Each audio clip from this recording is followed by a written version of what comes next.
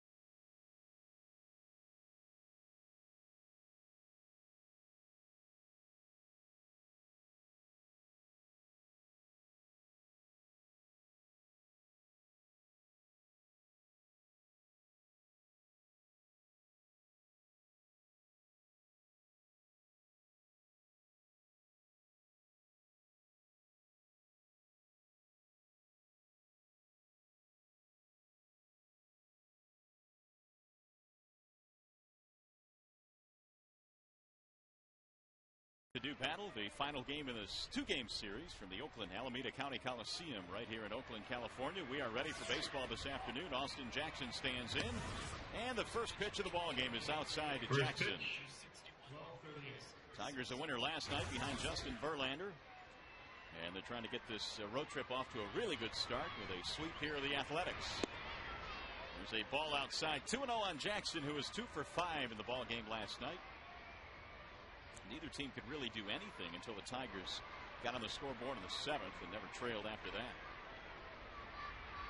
Here's the 2-0 pitch, and it's a ball outside, 3-0 on Jackson. Tyson Ross on the hill today for the Oakland Athletics.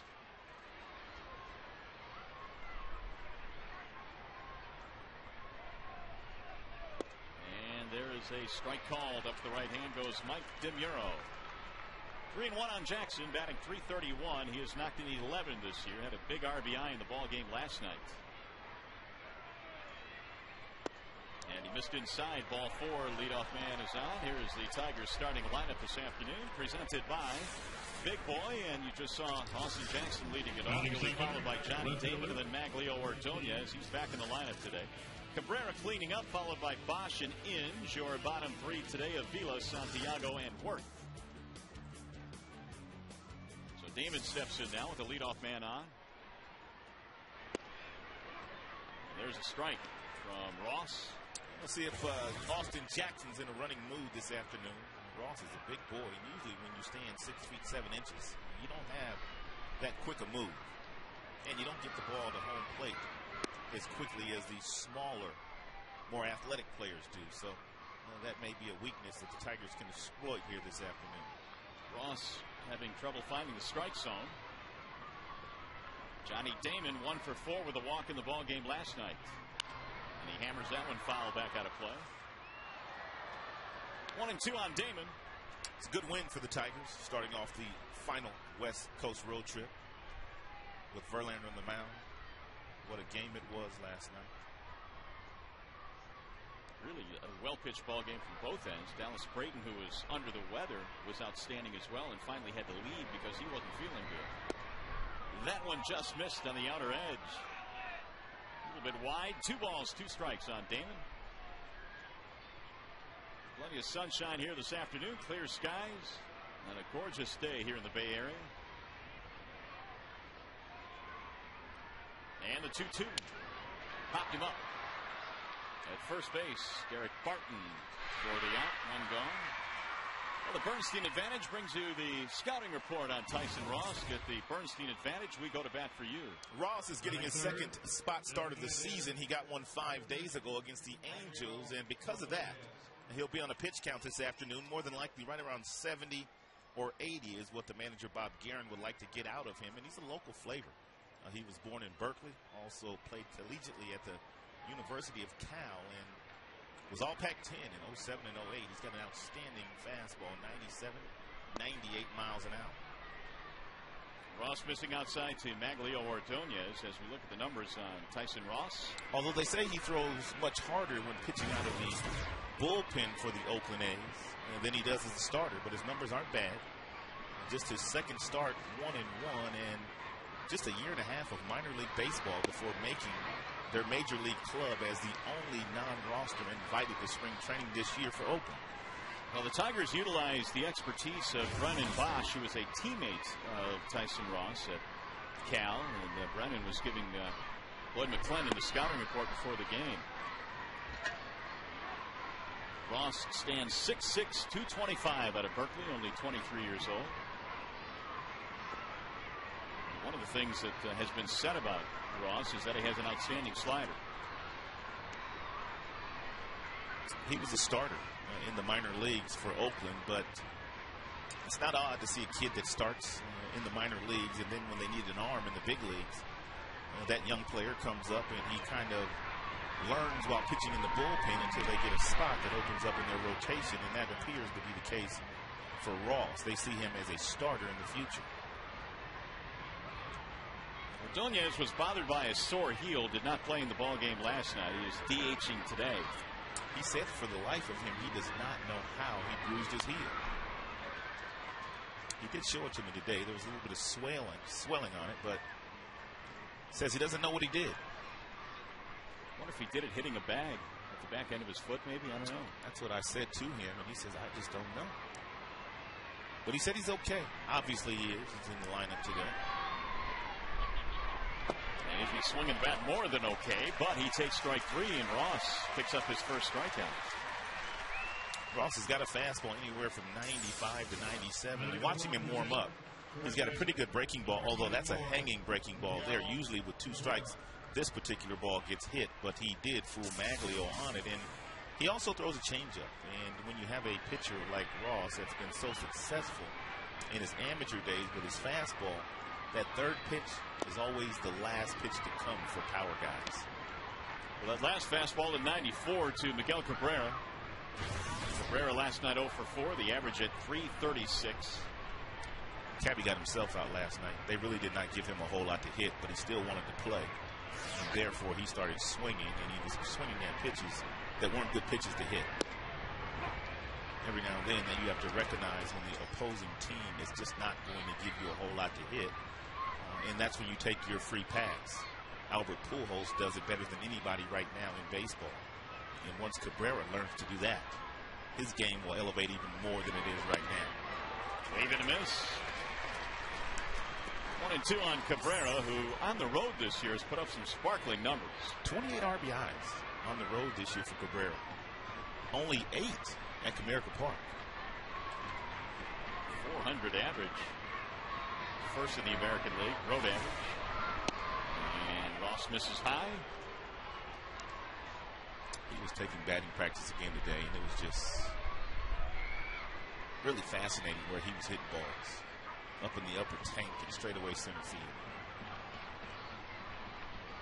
2-2 pitch with a runner going and a tip into the glove for strike 3 to end the inning. So a couple of strikeouts for Ross. Nothing comes with a leadoff walk. Jeremy Bonderman will get the start here today.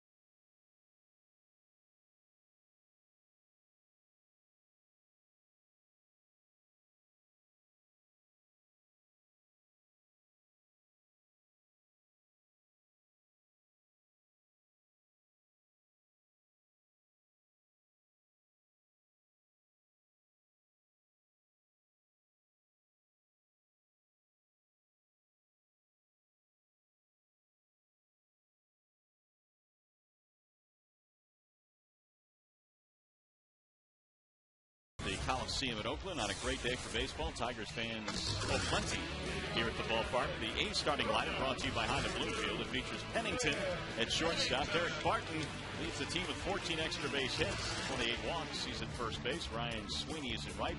Kurt Suzuki will catch. Rest of the lineup has Cust, Kuzmanov, Chavez, Rosales, and Rajay Davis. Scouting report on Jeremy Bonderman presented by Ace Hardware. For those of you that do not know, that Bonderman was originally drafted by the A's back in 2001 before being traded to the Tigers. And he continues to make adjustments. First time through the batting order, Bondo's been real good this year. The remainder of the game, the opponent's hitting .338 against Bonderman and continues to need to throw that split-fingered fastball here today if he's going to be successful. Cliff Pennington leads it off. Shortstop was 0 for 4 in last night's game with a strikeout. Also had a bullet point on there about the marvelous May. Bonderman a 1.93 earned run average with 12 strikeouts in 14 innings in the month of May. So he and Verlander continue to dazzle in May. Bondo's last outing was in relief against Boston, an inning in relief, but that last start against the Yankees on the 12th, very good. That's pulled foul, first base side. Bonderman has a fastball, of course. Everyone knows about the slider, Mr. Snappy. And the third pitch that he added because he could not master the changeup his first 4 years in the big leagues is a split-fingered fastball now, and he hasn't quite mastered that pitch either, but he throws it with more confidence than he did his changeup.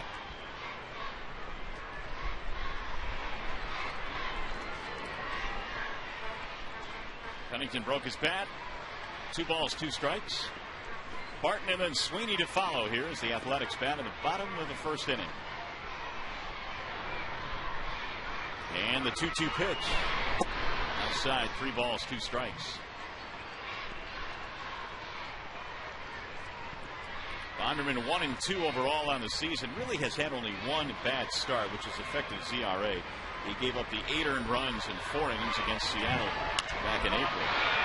High fly ball, shallow left field. Johnny Damon coming in, and 1 gone. Well, who better to figure out what Bonderman throws and the pitch grips than to hear from Jeremy Bonderman himself. 4-seam fastball, 2-seam fastball, slider, split.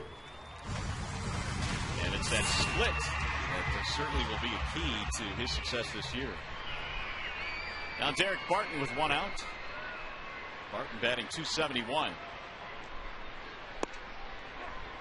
In there for a strike, 0-1.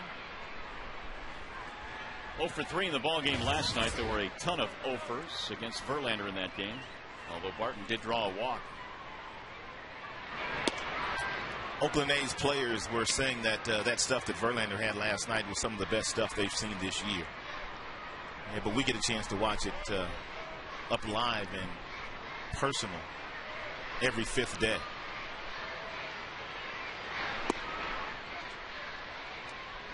Well, they did not score against Verlander until they got a run in the 8th inning, and it looked like Justin was on his way to a complete game shutout. Had to settle for the complete game, gave up 1 run. Didn't need a whole lot of strikeouts. They'll get back into the seats. 1 and 2 on Derek Barton, whose 28 walks are the 3rd most in the American League. There you have the leaders, Euclid, Morneau, and then Barton. No surprise that Euclid is at the top of that list. Meanwhile, the home-road splits on Derek Barton are really kind of stunning, and we talked about it a little bit last night. This entire team has played so much better at home, but Barton hits .342 in this ballpark. They say that Barton is a Gold Glove defender, but he will not win one until he hits a little bit better, because they've got some really good first basemen in the American League. Mark Teixeira is one of those guys, and Morneau is another one, and Euclid. So he's going to have to hit if he's ever going to win a Gold Glove. 191 in road games, .342 at home for Barton. 2-2 is fouled off. Good slide piece there. Some nice depth to that pitch. Looks like a fastball. All of a sudden, it's not there when you do swing. And Barton able to get just a piece of it. Pitch number 8 in this at bat on the way.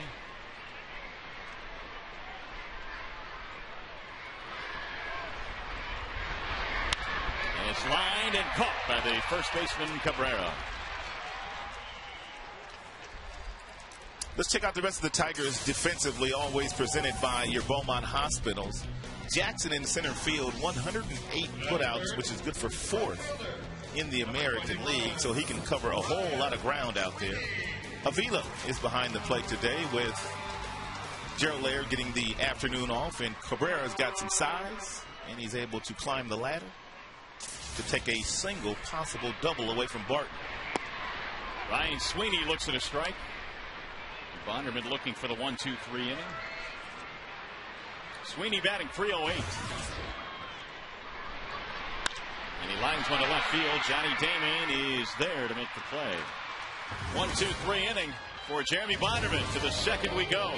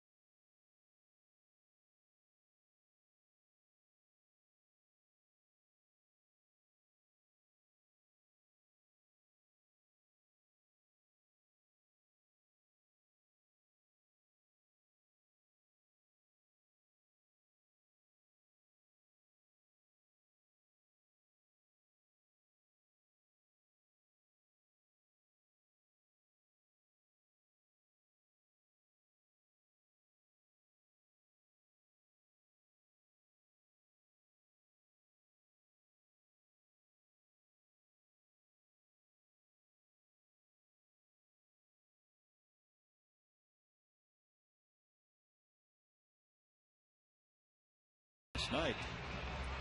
Brandon Inge hit one out. In fact, it was the first run of the game. Inge hit a solo shot to start things off, and that helped out Justin Verlander, who today has to be feeling pretty good. I mean, what could be better than after throwing a complete game, you're just kind of hanging out in the dugout and watching some baseball today. He owned it last night, that much is for sure. He absolutely owned it. It's Brendan Bosch to lead it off. Bosch to be followed by Inge and then Avila. And these are former collegiate teammates facing each other now. Bosch was a junior and Ross was a freshman. They're both at Cal.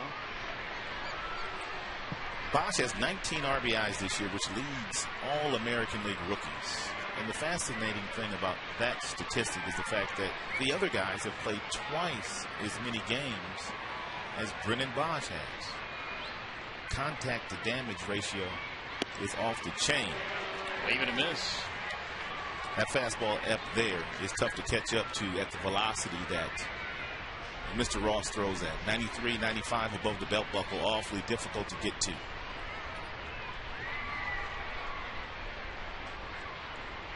Now the 1-2. It's outside and high. 2 balls, 2 strikes. And you can see the changeup right there that Suzuki was asking for, pointing down on the ground with his glove. And Ross left it up. Does not have a good feel for his changeup yet. It's still a developing pitch for the youngster. Tipped it into the glove for strike 3, and now the strikeouts are starting to pile up to Tyson Ross. That's his 3rd in a row, as a matter of fact. He's on a pitch count today, 70, maybe 80. So maybe he'll use them up by the 3rd or 4th inning, and then the Tigers can get into that bullpen. And I told you that it's tough to catch up to the fastball in that area where Bosch was trying to catch up to that last heater from Ross.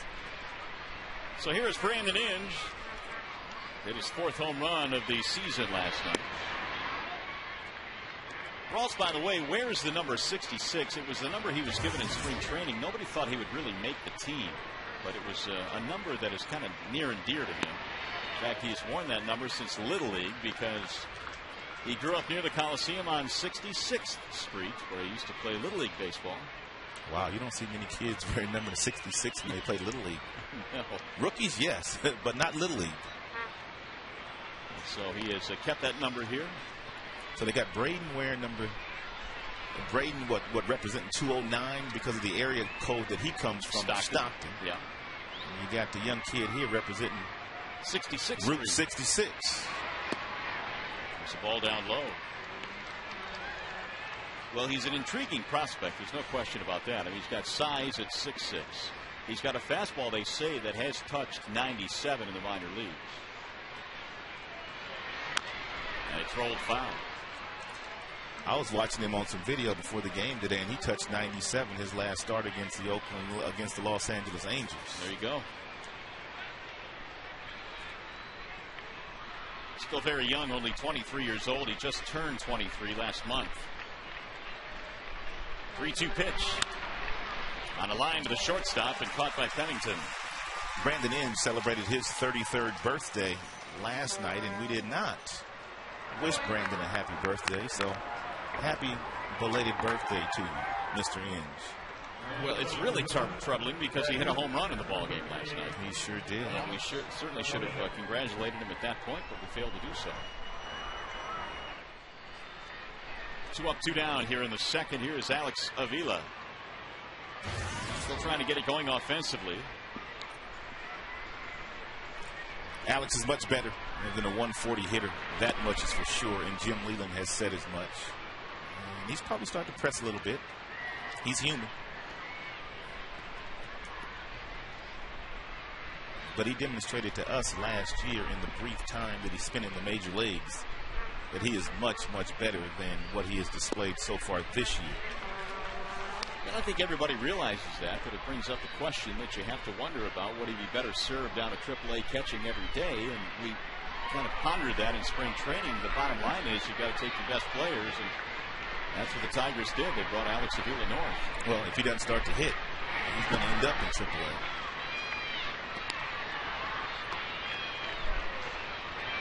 Two and one on Alex. The problem with the Tigers is they really have no catching prospects that are ready to catch in the major leagues right now. We were rolling through some numbers yesterday in Leland's office, and I didn't realize this, but the Tigers in their entire system have only one catcher hitting above 200. Ugh. From A-ball to the big league. That's why they tell you when you're young. And I couldn't do it. They told me to do it, but I couldn't do it. I could not put that gear on. That's when they tell you when you're young, start to catch. Because a lot of people don't like to do it. And if you're a good player, you'll find yourself in the major leagues. Look at Avila, for instance. He didn't start catching until college. But he hit every step of the way.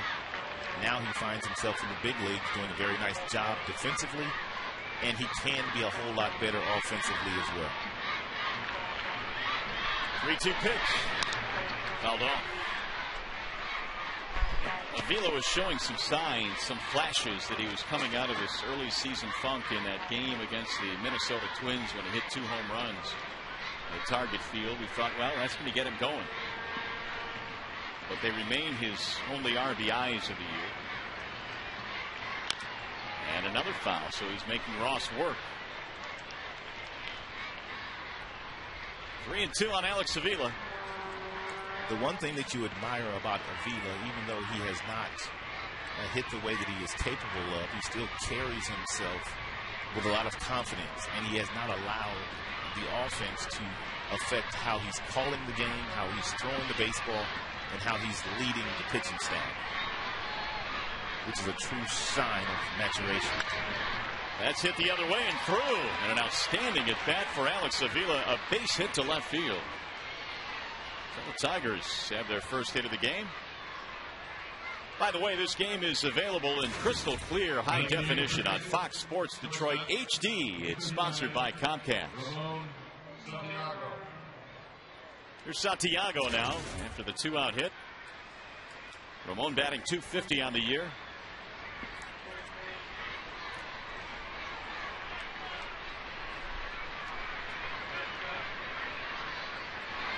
Santiago has 1 home run on the season, and that was hit Sunday against the Boston Red Sox. And for Santiago, who will hit a handful every year, it was his first since August 15th of 2009. Bouncing ball to second base. Routine play there for Rosales, and that is that. So the Tigers fail to score, and you're watching Tigers baseball.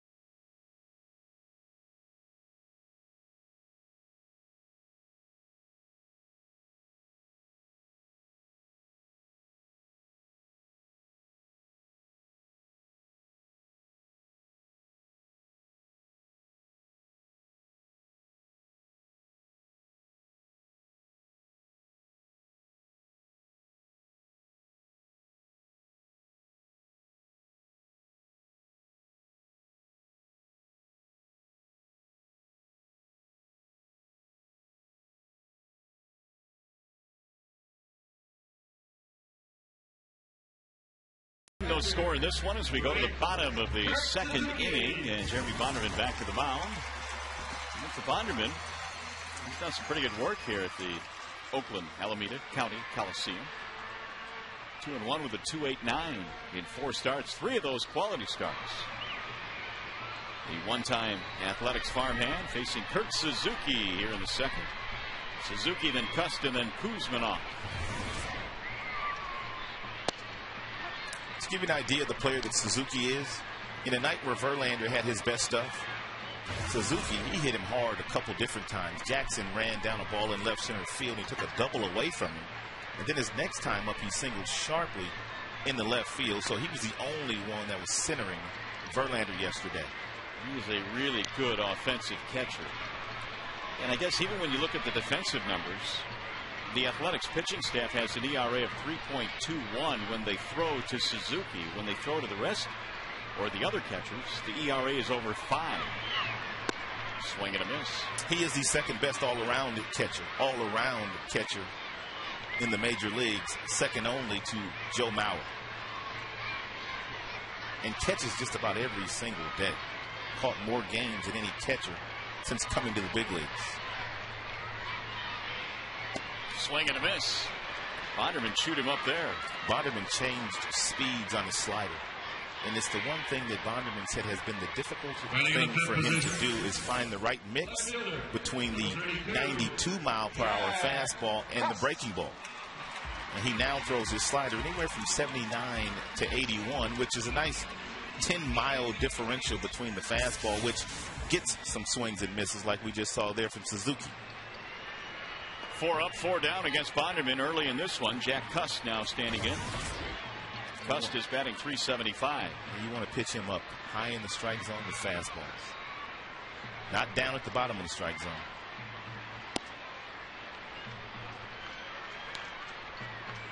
Cust was not having a very good spring. He was batting just .216. He had struck out 20 times in 19 games. And then was designated for assignment, cleared waivers, and went down to AAA. Now he's back up. If you think about it, what was different about the spring that he had versus what he's done in an athletics uniform since he's been here? Nothing. He hits home runs, he strikes out, and he walks. I think they were tiring, though, of the strikeouts. But obviously that's always going to be part of the package. He is what he is.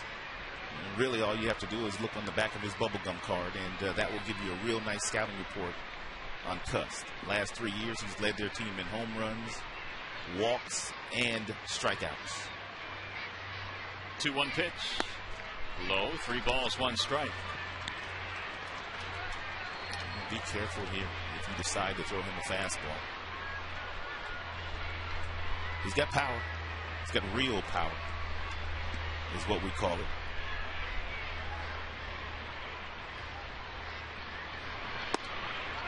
Strike on the outside corner. Cust was not so sure of that call by Mike DeMuro. Nice location. You can't get hurt there on a 3-1 fastball.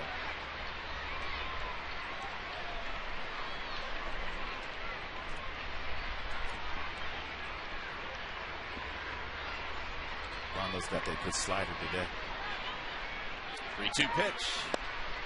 And he walked him. Wow. So Cust gets a 1-out base on balls. First walk of the game for Bonderman.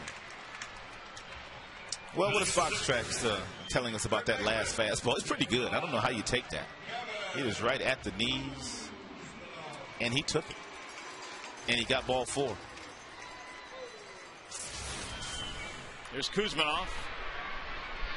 First athletics base runner today.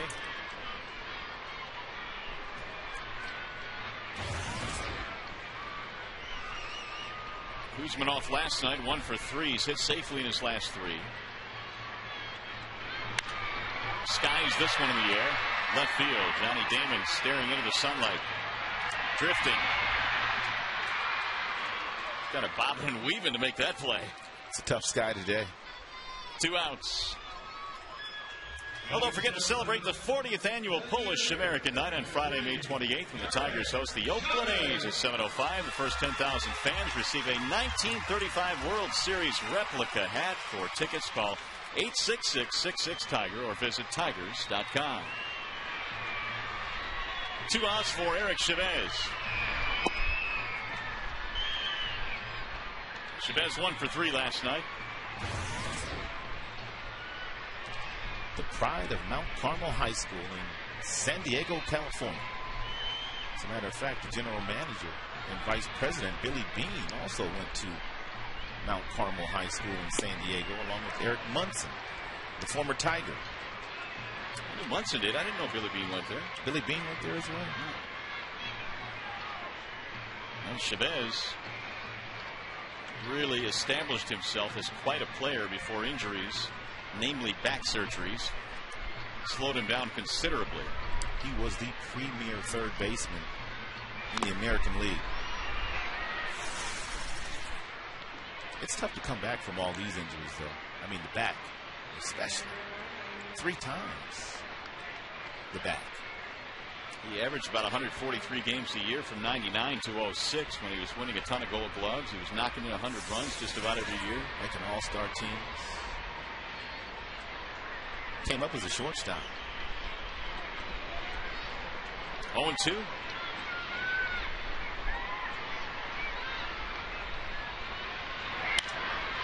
Popped up foul.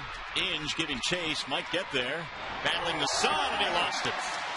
Tough sky today. We've watched Johnny Damon in left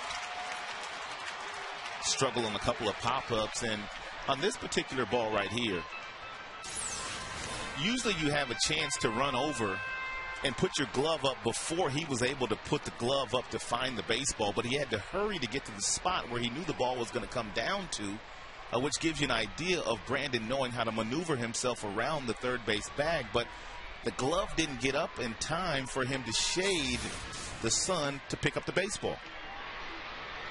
This is a night game. That's an easy out. Swing and a miss, and Chavez goes down to retire the side. Bonderman has his second strikeout. 2 innings in the books.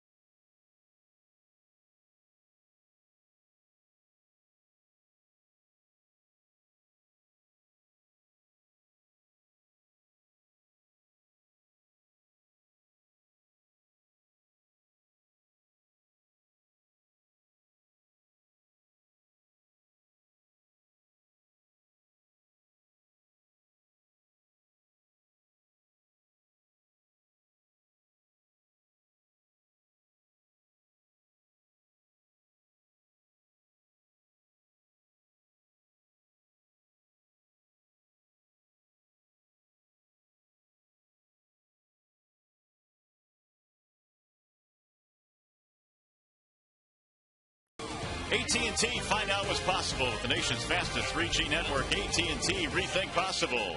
And by GMC, we are professional grade. Back here in Oakland, and as they were walking off the field, Brandon in saying, man, that thing was flat out in the sunlight. I couldn't do anything about it. Pablo said, that's all right. I got your back. Punched out Chavez on the next pitch. Top three now. The Tigers will send Danny Worth to the plate. Worth, then Jackson, and then Damon. First pitch is looped in the air to shallow center. Rosales goes back. 1 pitch, 1 out. Danny Worth was 4 for 6 to start his big league career. We'll bring up Austin Jackson. Number 14, Austin Jackson. Austin had a walk in the first inning. He had 2 hits in the ball game last night and really delivered a key knock in that 7th inning with 2 men out. An RBI single extended the Tigers' lead to 2-0, and they would go on to add a few more. Gave Verlander breathing room that he eventually needed because he gave up the 1 run. Ball outside to Jackson. Ichiro right now is leading the American League with 58 hits, but Jackson is on his tail with 55.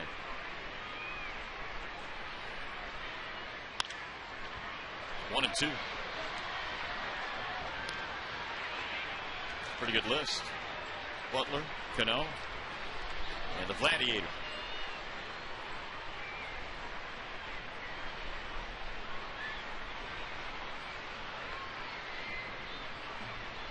Now the 1-2. Line drive, base hit over the head of Rosales.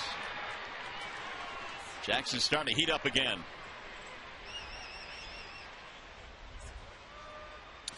This is why he has so many hits, is that he's not afraid to go the other way.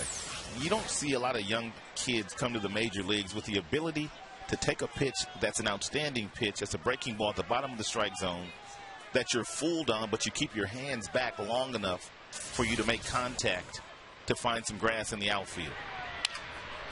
Broken bat, loop toward right field. That's down, a base hit. Jackson coming to third base. He will stop there. And Damon is in with a bloop double to right field. That's a risky play right there by Sweeney. If he throws that ball to second base, and just to say it hits Damon on the leg or something like that, the Tigers get a run. He was not going to throw Damon out at second. And apparently second time around, the Tigers have figured out some stuff against Ross. But right here, you throw the ball home here. You come up second, you hit Damon in the leg. You're not going to throw him out. The ball goes into left field, and you give up a run.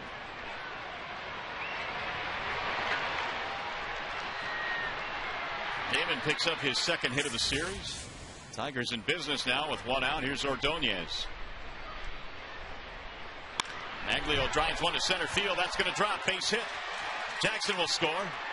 Right behind him is Damon. He will score. And Ordonez comes up with a 2-run single. Maglio now with 26 RBIs. Tigers swinging early and swinging often because Ross has tried to sneak that first pitch fastball by a lot of these guys. Damon double. Now a big single by Maglio into the outfield on the very first fastball that he sees from Ross as well. But take a look at Damon here at the top of your screen. Take a look at the jump that he gets on the base hit and how far he is when the ball lands in the outfield. That's knowing where your outfielders are before the ball's even hit. It's the only way you get a jump like that. Popped into shallow right field and a sliding try, but it's going to drop. Ordonez will get to second. Sweeney came on and almost made that play. It's a bloop single for Cabrera. Well, when big fella takes a swing, and of course I'm talking about number 24, Cabrera, your first step's going to be back. And Sweeney took 1 step back, and that's all Cabrera needed for him to get the base hit here. Sweeney almost got the out at second base with a good throw, but he didn't take his time. Good throw gets Maglio at second base. That was a tough read for Ordonez, who was hung up between the bags. Not sure if that ball would be caught or if it would drop in. It eventually dropped. Now Kurt Young is out to have a chat with Tyson Ross.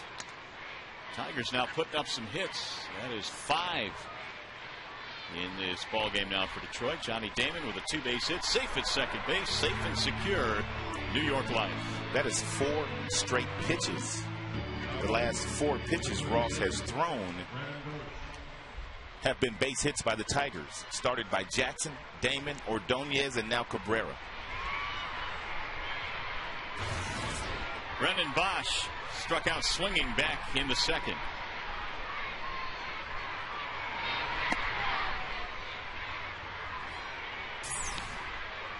And nothing new for the first 5. We just pointed out what they've done in this inning. And Bosch being the 5th man of that team. They've been lethal. Some of the best in all of baseball this year. Average on base percentage and slugging percentage. Driven in the air to center field and hit well. Davis on the move will go to the warning track to pull it in. Ordonez tags up and he'll move up. Brendan Bosch hit that one about 390 feet, but it's a long out.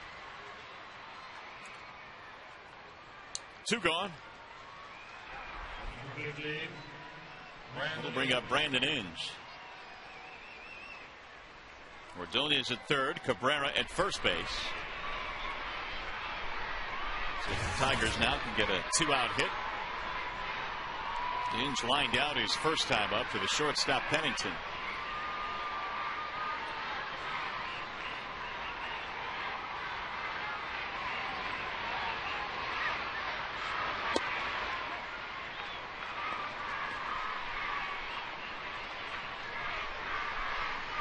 Inge has 12 doubles this year, which represents the 2nd highest total on this Tigers team. Swing and a miss, right through it. And it's 0-2. Ross was a 2nd-round pick of the A's in 2008. And by the time he left Cal, he was 3rd on their all-time strikeout list with 271 career for the Bears. All Pac-10 a couple of years in 07 and 08. And if you're doing that in the Pac-10, you're pretty good because that's some of the best baseball in the entire country.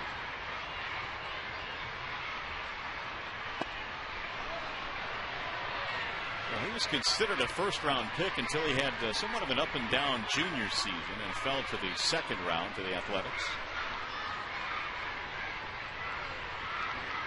Big tall kid at 6'6", 225 out of Berkeley. In the air, shallow left.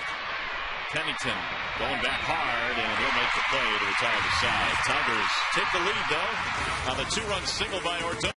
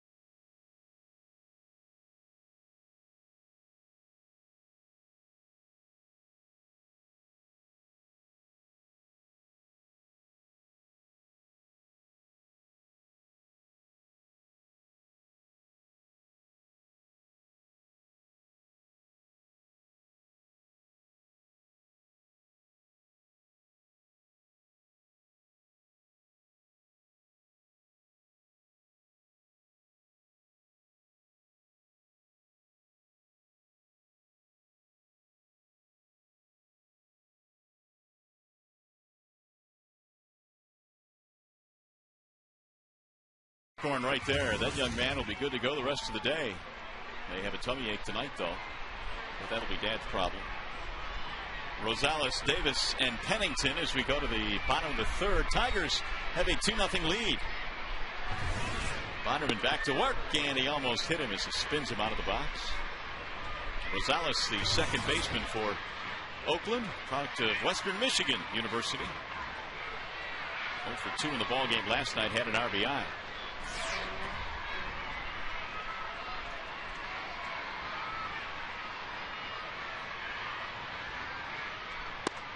Ball inside. Rosales has not committed an error at second base in 35 games this year for Oakland, so he clearly has looked as good defensively as the guy that he's subbing for, Mark Ellis, who is one of your better second basemen in all of baseball statistically. But yet, Ellis has never won a Gold Glove. Ellis out with a sprained left hamstring, which has given Rosales an opportunity to play. He played with Cincinnati before coming to Oakland. In a trade that was made in February to bring him over to Oakland. And there's a base on balls. Right now it's time for a game break. We'll check in with Trevor Thompson. And he's got an update on an exciting finish between the Braves and the Reds. Playing in the ninth position, center fielder, number 11, Rajay Davis.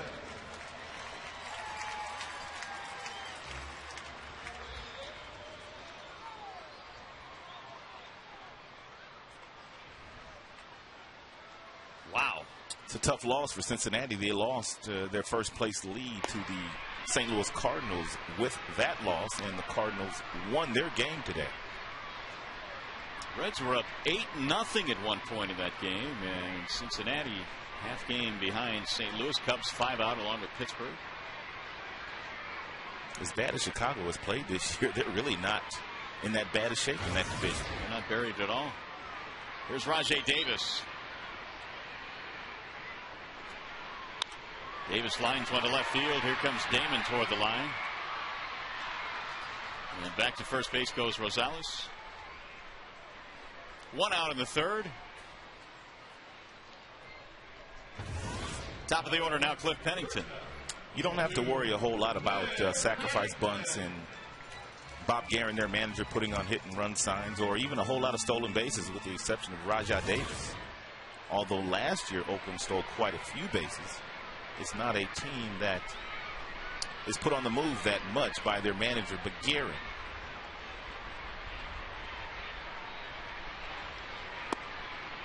But Bonderman is one guy that we have watched this year that opposing teams take the luxury of trying to run against. There's a couple of starters on the Tigers roster they don't run against, but Bonderman is one that teams feel like they can steal a bag when he's on the mound. Well, his battery made it been pretty good. Alex Avila has thrown out 6 of 14 would-be base stealers this year. Yeah, I brought that up earlier, the fact that he offensively has struggled, but he has not allowed it to leak to the other side of the ball. He's played well defensively.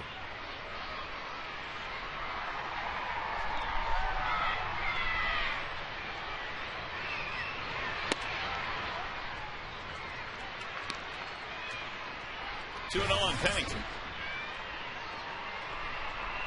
Cliff is in the midst of a 9 for 56 slump.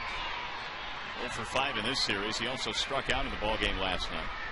Avila will get a chance to see his godfather tomorrow night in Los Angeles. That would be Tommy Lasorda. As a matter of fact, Alex's middle name is Thomas, named after Tommy Lasorda. His grandfather Al Avila and Tommy Lasorda are really good friends.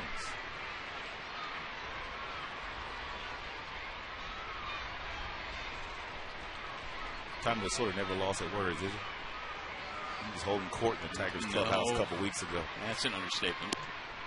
There's a ball outside. 3 balls, 1 strike. Having worked out in the L.A. area for 7 years before coming to Detroit, I had a chance to hang around Tommy quite a bit, and he's got a ton of stories. No doubt about it. Long-time baseball man, but it was really a way of relaying those stories as well. Lasorda has said on many occasions, if you cut me, I'll bleed Dodger blue. And there's another walk. So the third walk overall, second in this inning for Bonderman. Hey fans, this week on Fox Saturday Baseball, it's a special prime time edition, and it features the Tigers taking on the Los Angeles Dodgers in interleague action. Coverage begins at Saturday night at 7 on your local Fox station.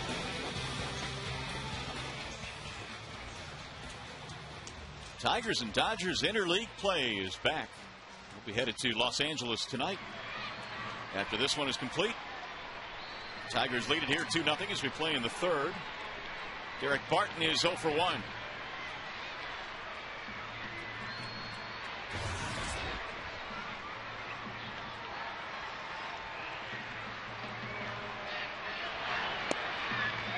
And Bonderman delivers a strike. It's a good pitch, bottom of the strike zone. You'd like to get a ground ball right here to get a double play to get yourself out of this inning. Barton has grounded into 2 this year.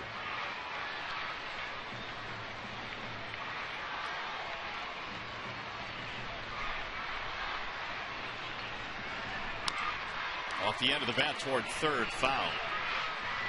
The last several seasons, the Athletics have traded away a lot of their good pitching talent. And a few years back, they traded away Mark Mulder. That was back in 2004. Mulder was a big part of the great rotations they had here in Oakland. And one of the players they got back was Derek Barton, who is a former #1 pick of the St. Louis Cardinals. He performed very well when he first came over that first half of season. But then they gave him the job the next year. And he didn't do as well offensively. And continues to not do that well, I guess, overall. But he's a prospect still. Strike called. Jeremy Bonderman picks up a big strikeout. Third of the game. Well, the Tigers pitchers going to get a start in Los Angeles. Some of them were out. Bunny taking some swings. Dontrell was one. Porcello was out as well. Verlander even snuck in there and got a few cuts in, although he's not going to pitch in Los Angeles. You know, the Tigers have some really good hitting pitchers. Good athletes. Good athletes.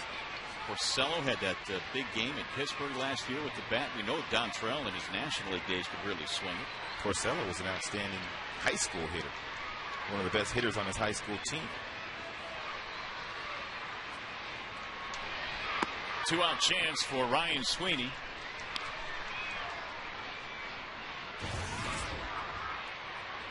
Sweeney is 0 for 1. He lined to left field. That was back in the first inning. And most of Sweeney's offensive damage this year has come in the comfy confines of Oakland Alameda County Stadium. All but one of his RBIs are here. 18 RBIs at home, 1 on the road. Batting average 100 points higher as well at home.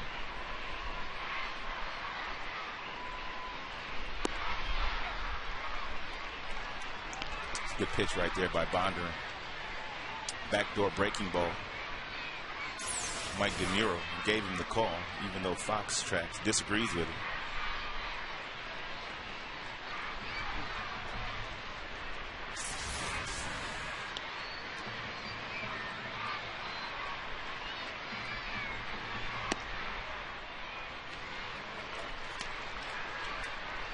Sweeney now 0 for 5 in the series. 2 balls, 1 strike.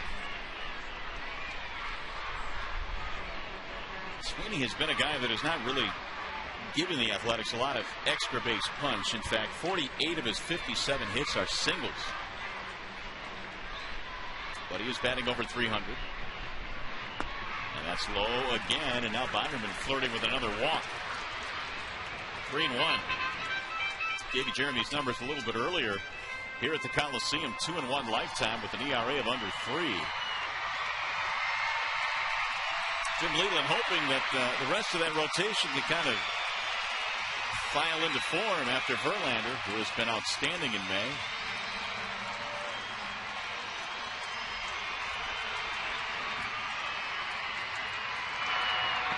And he walked him. Vonderman walks the bases loaded here in the third. Fourth walk overall for Jeremy.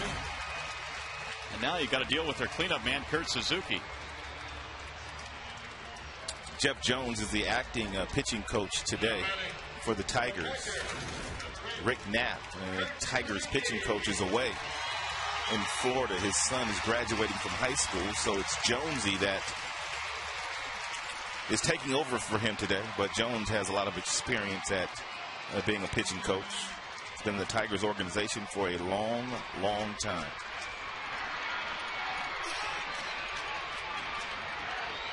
And has certainly had a hand in a lot of the pitchers that have come up through the minor leagues to the big league level. And Bonderman's pitched himself into a situation where he has to face their best hitter in Kurt Suzuki.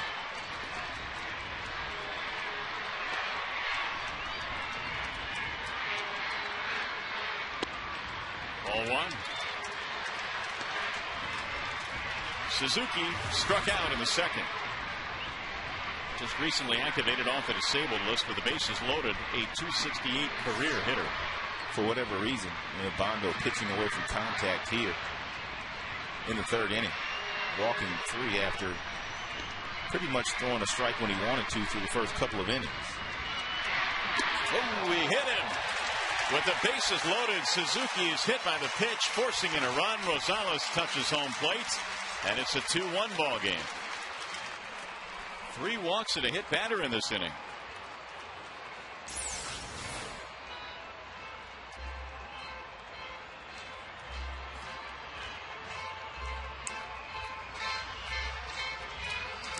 Barely got him. Bondo continues to struggle in his second and third time through the batting order to the opposing teams that he goes through. He has no problem whatsoever the very first time. It's just 130, but you take a look at the numbers second and third time through, and the batting average goes up almost a couple hundred points, and that's what he's being faced with here in the third inning. Second time around the batting order for the Oakland Athletics. And as a result, Brad Thomas beginning to warm up in the Detroit bullpen down the right field line. Tigers bullpen's in great shape thanks to Justin Verlander and his performance last night. Here is Jack Cust. Well, the Tigers had that rain out the other day, and they had the Verlander complete game yesterday, and Leland has talked about how we've got to get this bullpen some rest. So they will also have a day off in Seattle coming up next week as well. Well, the bullpen no longer leads the American League in innings pitched, so it's starting to sort itself out a little bit. Bondo is picking on the corners now. I know Cust is dangerous, but you got to throw it over the dish. He might just hit it at somebody.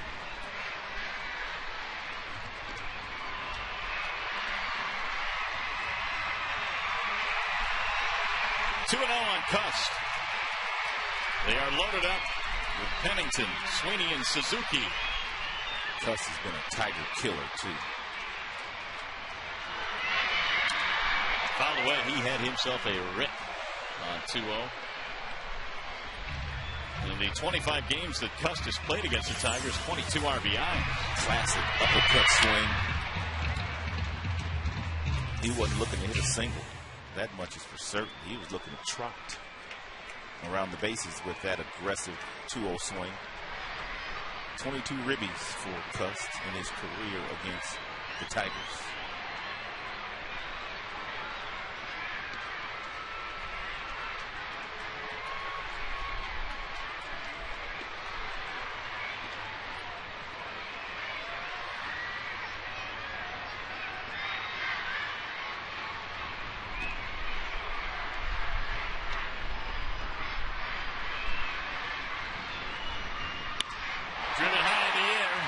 Field, and heading back to make the play is Brendan Bosch. He hit it hard. Bosch runs it down at the warning track. They leave him loaded, but get a run.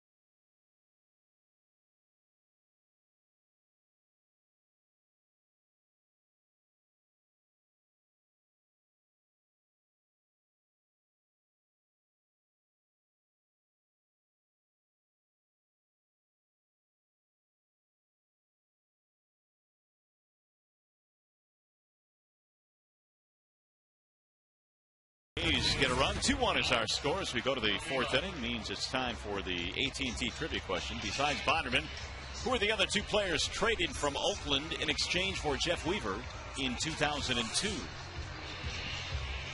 That's our AT&T trivia question.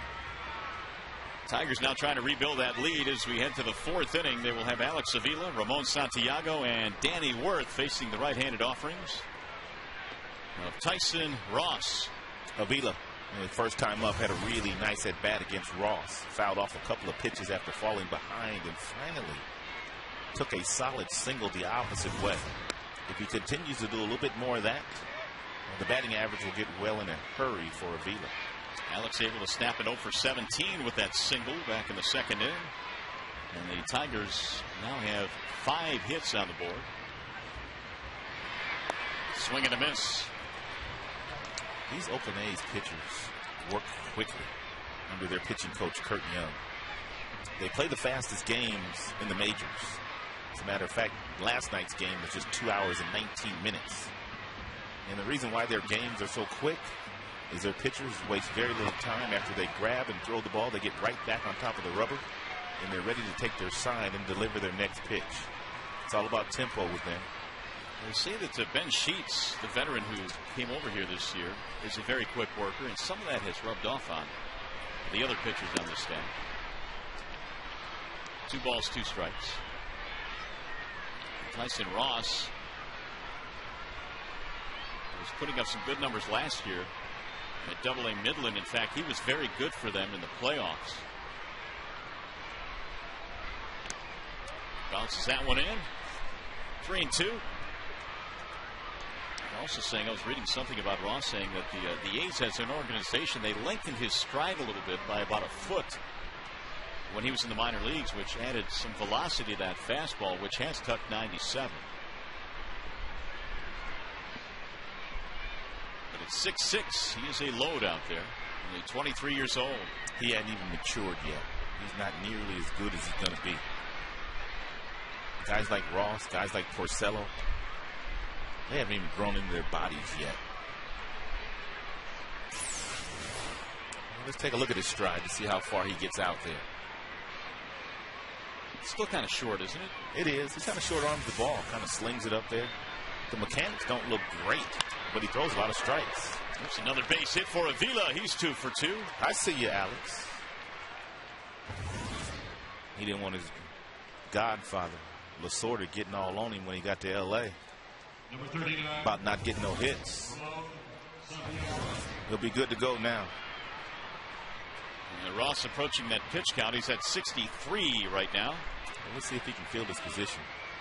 And the bunt is in order should Jim choose to utilize the bunt here with Santiago and Avila on first. Kuzman off at third. He's anticipating that Santiago's bunting.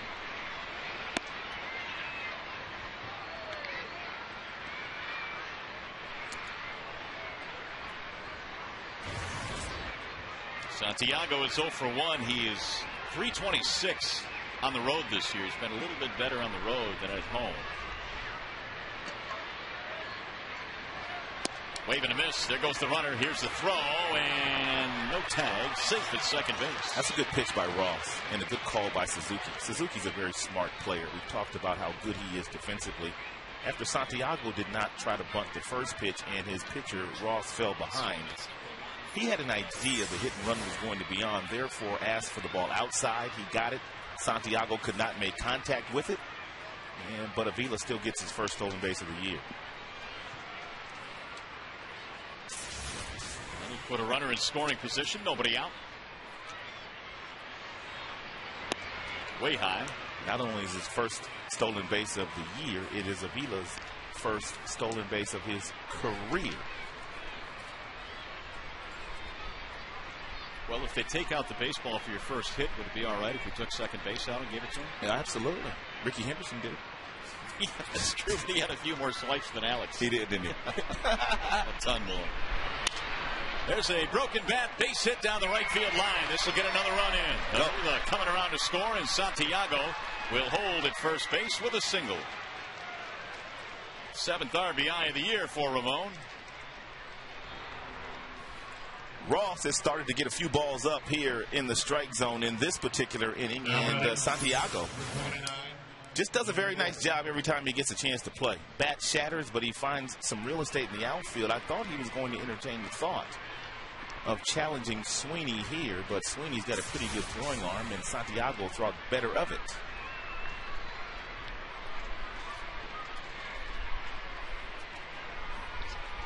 Then Mazzaro is warming up in the Athletics bullpen, the right-hander.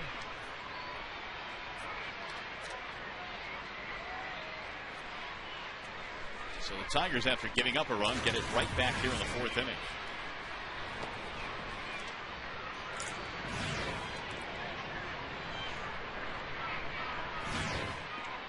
Mazzaro was just called up today from Sacramento.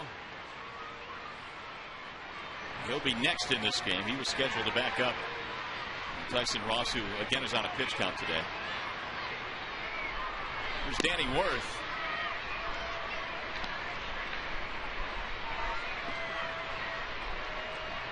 Worth popped up to the second baseman back in the 3rd. And Worth is one of those guys that could really handle the bat. Bob Guerin called for the pitch out there, but nothing was happening with the Tigers.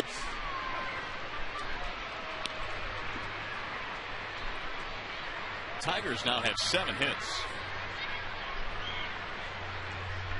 Bonderman has not surrendered a hit, but he's walked 4 and hit a batter.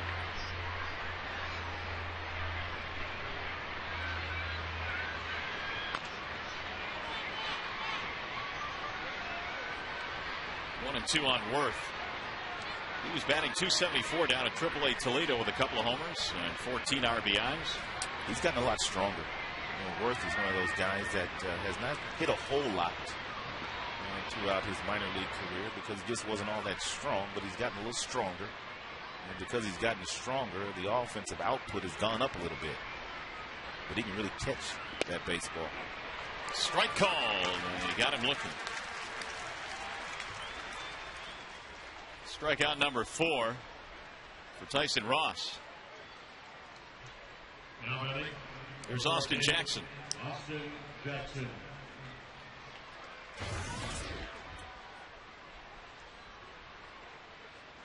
Jackson a single and a walk. He had a couple of hits in the ball game last night, so it's good to see him start to heat up a little bit after a slow homestand for Detroit. He has hit in 20 of 21 of his first road games to start off his big league career.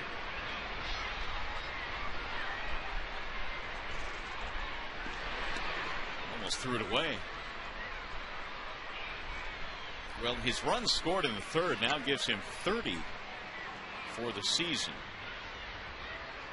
Damon right behind him has 30 as well, so they have really been a terrific 1-2 punch in the Tigers lineup.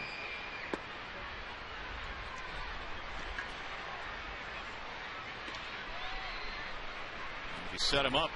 Tigers have a couple of guys that can drive him in. Ordonez and Cabrera. Yeah, a couple of table setters and Jackson and Damon. And then the big boppers. Ordonez, Cabrera, and big Brennan Bosch.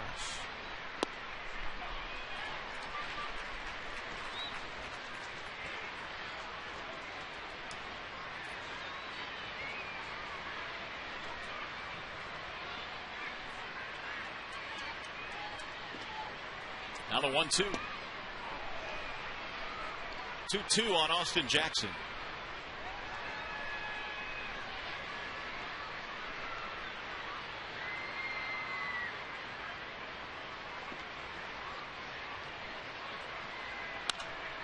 Rolled foul. Talking about Ross in the minor leagues last year, he was promoted to AA Midland and then participated in the championship round there. And Midland won a title, but Ross pitched a couple of ball games and was really, really good.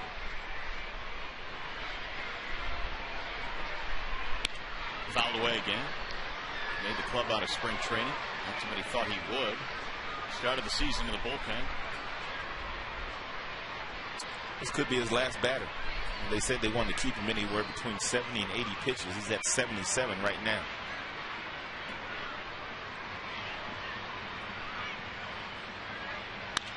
And a bouncing ball to short. Pennington to second one. Relay scooped it first. Terrific play by Barton for the double play. 6-4-3. Tigers get a run though on the RBI single by Santiago.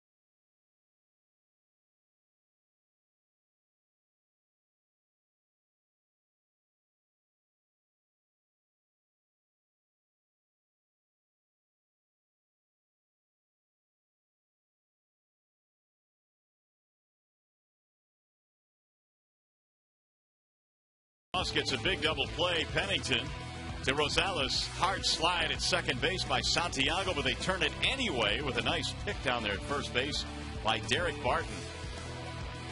And that ends the inning. Our Home Depot doing more on defense play here today.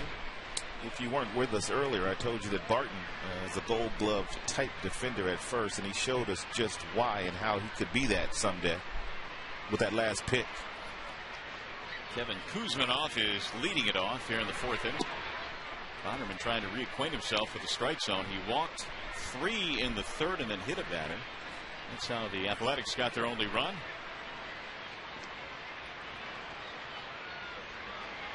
The 1-1 pitch is rolled foul third base side. Kuzminoff has got what you call dead hands when standing in the batter's box. And those of you that watched Tigers baseball last couple of years, we talk about Jeff Larish and the fact that he has very little hand movement when standing in the batter's box, and Kuzminoff is the same way. He starts with his hands way back, doesn't move them a whole lot, and kind of just goes from point A to point B, which is why sometimes he has difficulty, I should say, catching up with good fastballs like the one Verlander was featuring last night, because there is no hand movement. To hit up here, you got to have little hand movement, some timing. There's only one Paul Molitor. It's amazing how Molitor could just go from one standstill position and get from point A to point B quicker than most right-handers in his generation.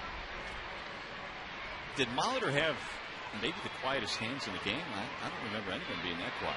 Quiet feet, too. He didn't stride either, partner. He was spread out, no stride, no hand movement, but did a lot of damage. And he Worthall's that one in, one gone. Let's take a look at the side swing here and take a look at the hands here where they start at. And the hands are already back here in an area where you can't take them back to get something going. And a lot of times what you do, because your hands start back so far, is you typically just drop your back shoulder and you elevate a lot of balls because you're always trying to catch up to a good fastball because most balls are on you before you can react. One going for Chavez.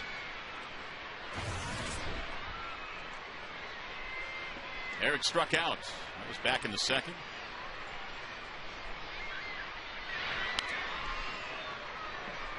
The year I was scouting in '96, when I went out to watch Chavez, Out of the 10 players that I watched that year, I had him third on my list. I had Travis Lee number 1. I had Jimmy Rollins number 2. Eric Chavez was the best player that I saw that year. Third best player that I saw that year when I was watching some amateur players play. It was a good year for California baseball that year. Travis Lee was really highly touted. I don't know how he was not a star. He had a sweet swing, dude. He was Gold Glove. He could steal bases. I thought he was going to the Hall of Fame. That's how good he was. Travis was outstanding. Well, he didn't miss on Rollins, that's for sure. He's turned out to be a great player. I had to go see him twice to put him that high, though. Is that right? Yep. First time I watched Jimmy Rollins, they really didn't let him play because when you're a stud in high school, the opposing teams really don't pitch to you. They just don't let you play. So for me to really judge the talent that Jimmy Rollins had, I had to go back and watch him in a workout. And it wasn't so much what he did as far as his baseball skills, Mario, it was his makeup. I mean, I knew this kid was going to be good just by the way he was talking. And he's a little dude, about 5'7". Still is. And there's an out. 3-1. 2 gone. How about that AT&T trivia question? It concerns Mr. Bonderman. Besides Bonderman, who are the other 2 players traded from Oakland to the Tigers in exchange for Jeff Weaver back in 2002? One of them's pretty good. Yeah, one of them is hitting a lot of home runs. That would be Carlos Pena. He's won a Gold Glove, too. Franklin Herman, the other. Big Franklin. Here's Rosales. But getting back to the whole scouting thing, I hear a lot of scouts often talk about, especially when they scout high school players, it's not really what they do between the lines, it's what they do outside of the lines. You watch them take batting practice. You watch them how they hang with their teammates. You watch them take infield practice. Because the stars just don't get a chance to play sometimes. And as a scout, you might only get one chance to see them. And you have to write them up. Regardless of whether you see them in the game, get a hit or not, you have to find something about them that gives your people an understanding of how talented they are. The 0-2, Rosales fights one off and loops one out of the reach of Santiago. 2-out single. It looked like Santiago had a pretty good beat on this ball. He got a good jump from that shortstop position. He was running it down and decided not to leave his feet, and the ball just out of the outstretched glove of Santiago. Get off me, ball. He served that thing out there. He did. Here's Rajai Davis. 3-1 Tigers run the 4th. Davis lined one to Johnny Damon back in the 3rd. Wave and a miss, 0-1. Well, Rajai Davis has fell out of favor quickly here in Oakland after hitting over 300 second half of the year and stealing 41 bases, hitting 246 this year and now batting 9th, and was pinch hit for last night. So he's lost some confidence. And it appears the manager's lost a little confidence in him as well. Well, we talked about his game in terms of speed. He stole 41 last year. And in fact, Ricky Henderson in spring training this year was working with Rajai Davis. And Henderson predicted that he could possibly steal 75 to 80 bases. But, of course, that was banking on the fact that he would continue to have the type of second half he had last year. Yep. Getting on base and giving himself those opportunities. Yes, indeed. Ricky, I guess, was teaching him some ways of strengthening, some exercises to improve his balance and hip strength. And they were actually speed skating drills that Ricky used to use when he played. And, of course, he stole a boatload of bases. Quickest first step in the history of the game. Ricky was going full speed when he took his first step. Davis stays alive. Well, Ricky was saying that the secret to being a great base stealer, you can talk about all the rest of the stuff, but you can't be afraid to get thrown out. You have to get past that fear of getting thrown out, and I guess that means being fearless on the base paths, which is certainly what he was.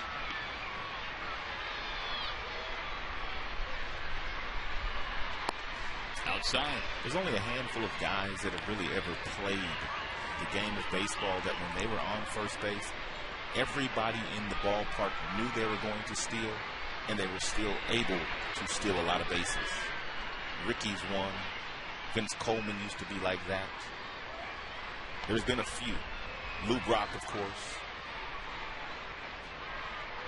Swing and a miss. Bonderman strikes out Rajay Davis to end the inning. We go to the fifth. When we do,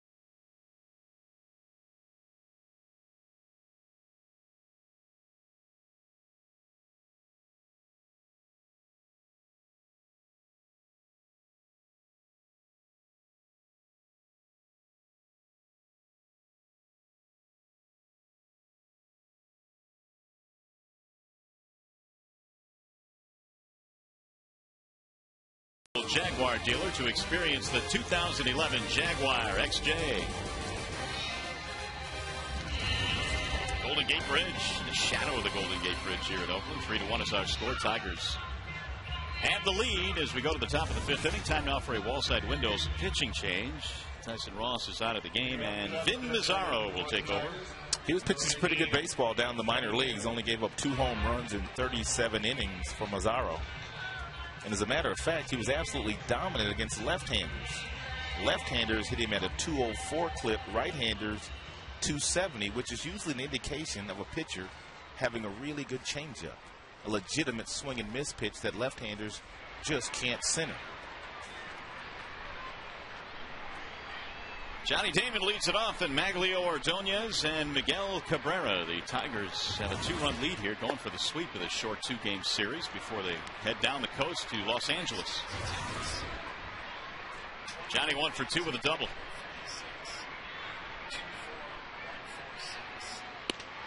Mazzaro misses high. Mazzaro was a draft selection out of high school in New Jersey back in 05. He was a 3rd rounder of the Athletics. Ball high again.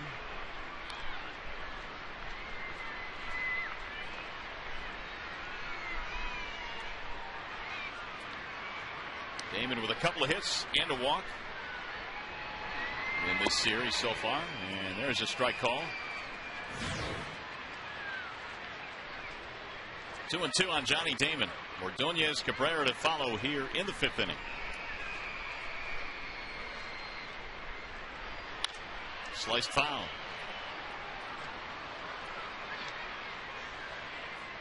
Better than 24,000 in attendance here this afternoon. And a beautiful day here in Oakland.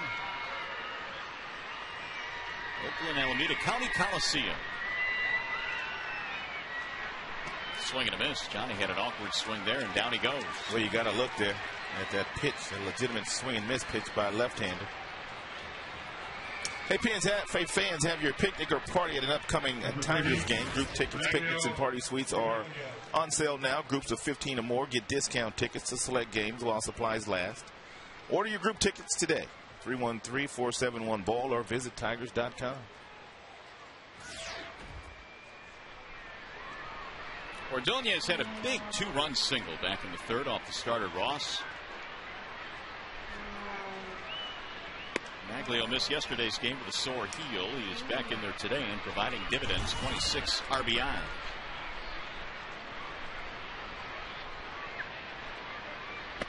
Check swing high. Did he go? Did not. I like the aggressiveness there by Maglio on that 1-0 pitch. He was looking to do some damage. That's the difference in Maglio this year and last year. In these types of counts, he's not trying to hit a single to right field. He's looking to punish the ball.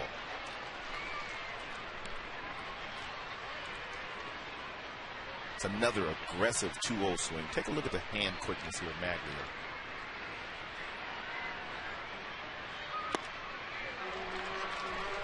Two.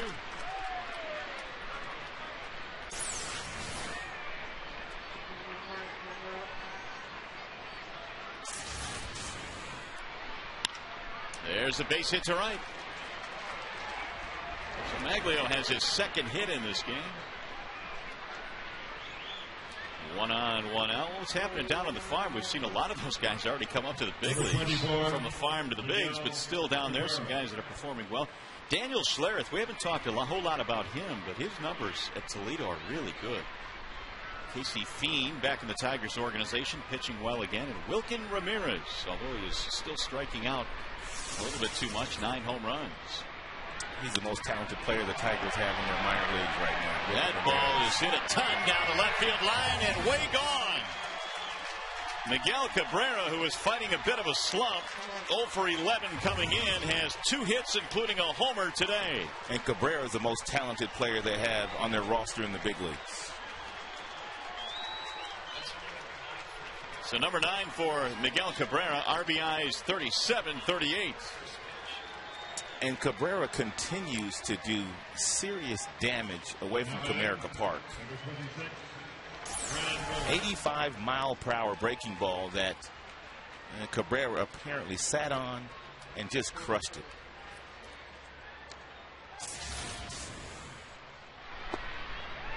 Strike 1 to Brennan Bosch. Gabby gets some hugs. 38 driven in now this season.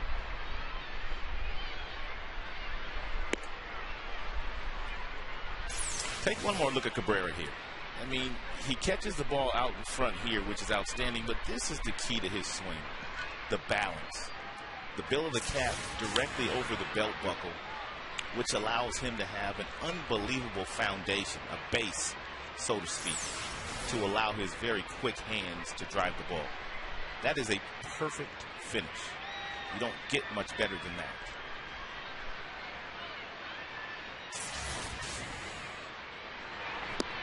Big swing there by Bosch, and down he goes. He fans for the second time here today, 0 for 3 in the ball game. 2 outs. As Mazzaro picks up his second strikeout. Now batting, number 15. He's going to bring up Brandon Inge.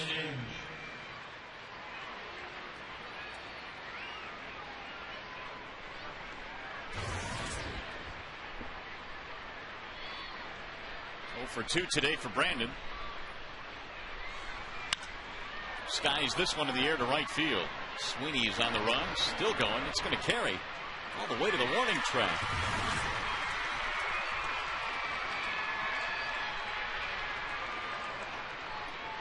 So the Tigers get the home run from Miguel Cabrera. A 2-run shot, his 9th of the year, and it's 5-1 Detroit.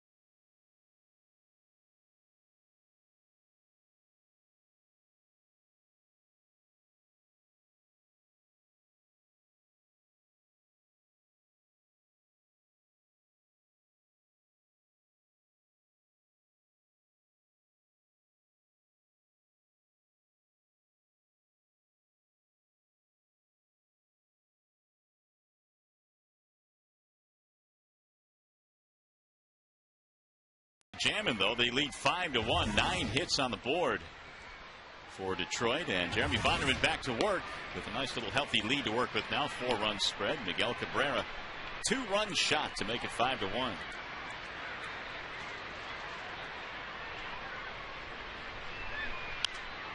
Line foul back out of play. Big Cabrera did not make the American League All-Star team last year, although his numbers were outstanding.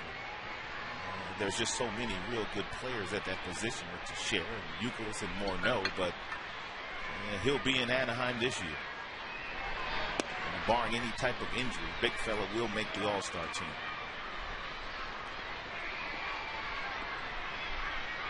It's a premium position. It's an outstanding power hitting first baseman in the American League.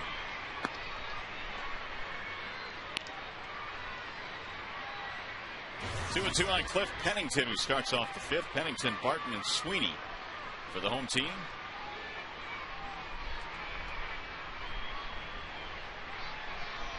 Swing and a miss.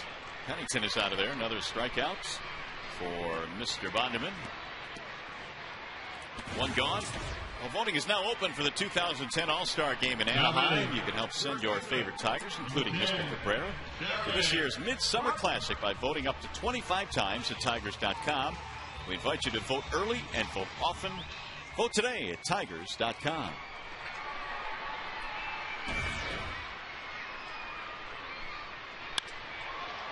That's drilled to right field, base hit for Derek Barton, a one-out single.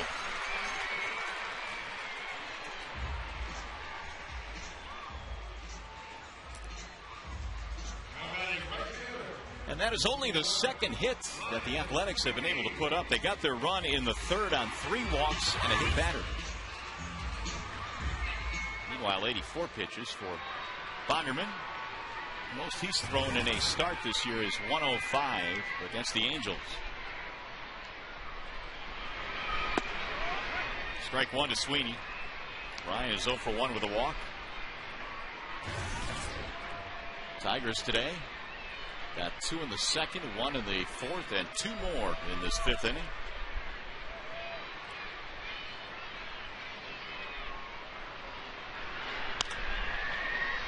Fouled back out of play.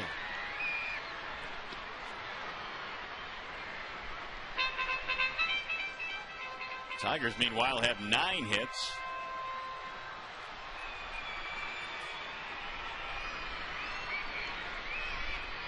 Good day to get a tan. Plenty of sunshine here. No clouds in the sky. Clear day. Strike called, and Sweeney is caught looking. Bonderman now with his 6th strikeout. Real good fastball there, away from his arm side on the inner third of the plate at 89 miles an hour. Sweeney could not pull the trigger. Perfectly located. Avila put the glove down, and Bonderman hit it.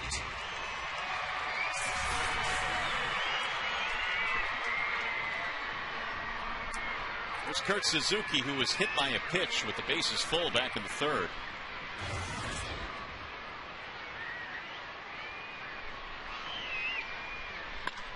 Driven to the air to center. Jackson has a lot of room out there. And that is that for the Oakland A's. Jeremy Bonderman, nice job today.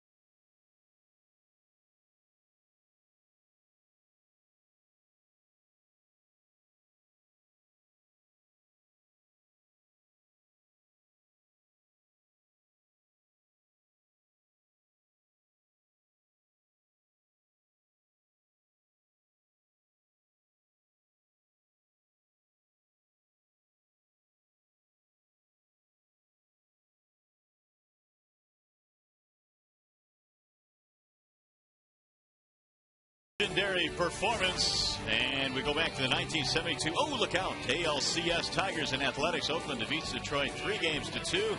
A's go on to win the World Series over the Reds. Of course, that series included Reggie Jackson blowing up his hamstring. And Bert Campaneris throwing a bat at Laren LeGros.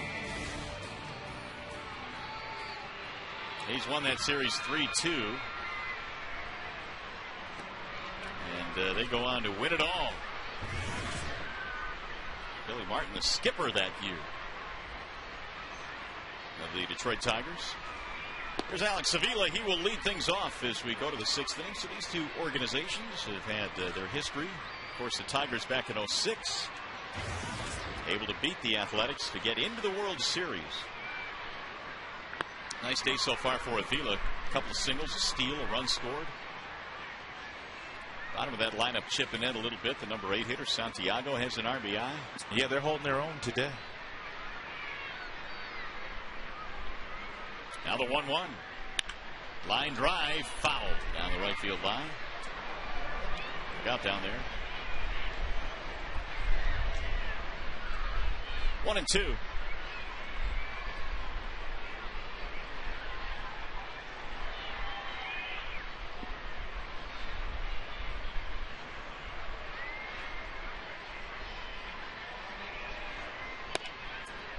Just off the plate, Vin Mazzaro is out there for his second inning of work. He gave up the 2-run homer to Cabrera back in the 5th. Mazzaro is only 23.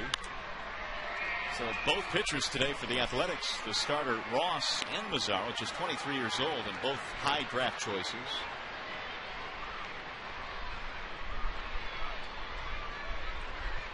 Mazzaro was the Texas League Pitcher of the Year back in 08. He won 12 games, lost only 3. 2-2 pitch.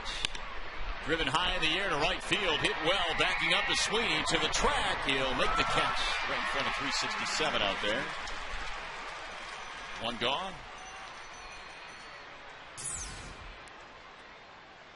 Athletics have been walking wounded this year. Anderson, Dukeshire, Coco Crisp, Mark Ellis.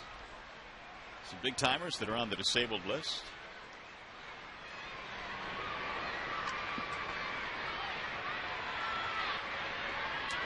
Here comes Santiago.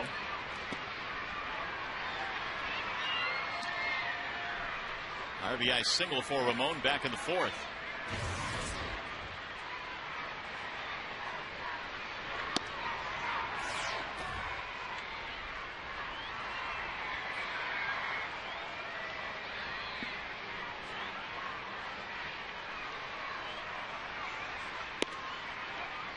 There's a strike from Mazzaro.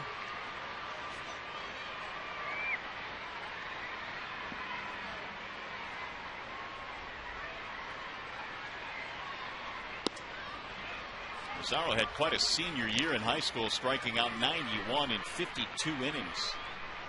His final year of high school, and then, of course, was drafted in the 3rd round, as we mentioned earlier, for the Oakland A's. Hit to the second baseman on a wicked hop to Rosales. 2 gone. Well, we invite you to vote for your Tigers McDonald's player of the game using your cell phone. You can text Tigers followed by a space and the player's uniform number to 37338. That's FSDET. You'll see the final results postgame during Tigers Live. So pull out the cell phone and vote. There's Danny Worth with 2 outs.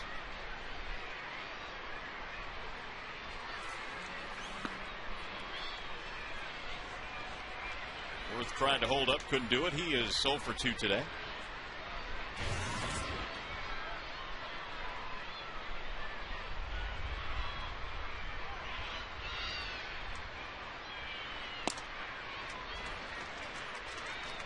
Oh, and 2.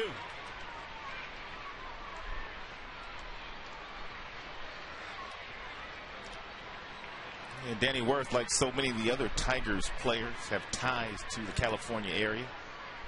Played collegiately at Pepperdine. Tickets down in Los Angeles are going to be tough to get for a lot of different players. Worth, Laird, Bosch, all from down in that area. Did you read where Worth was talking about his days at Pepperdine, who their #1 fan was?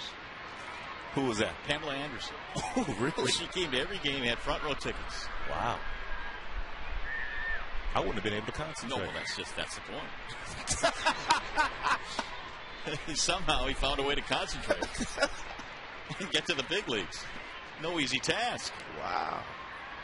Yeah, front row tickets. She, I guess, was a super fan of Pepperdine baseball. Good for them. 2 balls, 2 strikes. Danny Worth 0 for 2 in this game. She hung for a while in Dancing with the Stars. Yeah, she did. 3rd strikeout.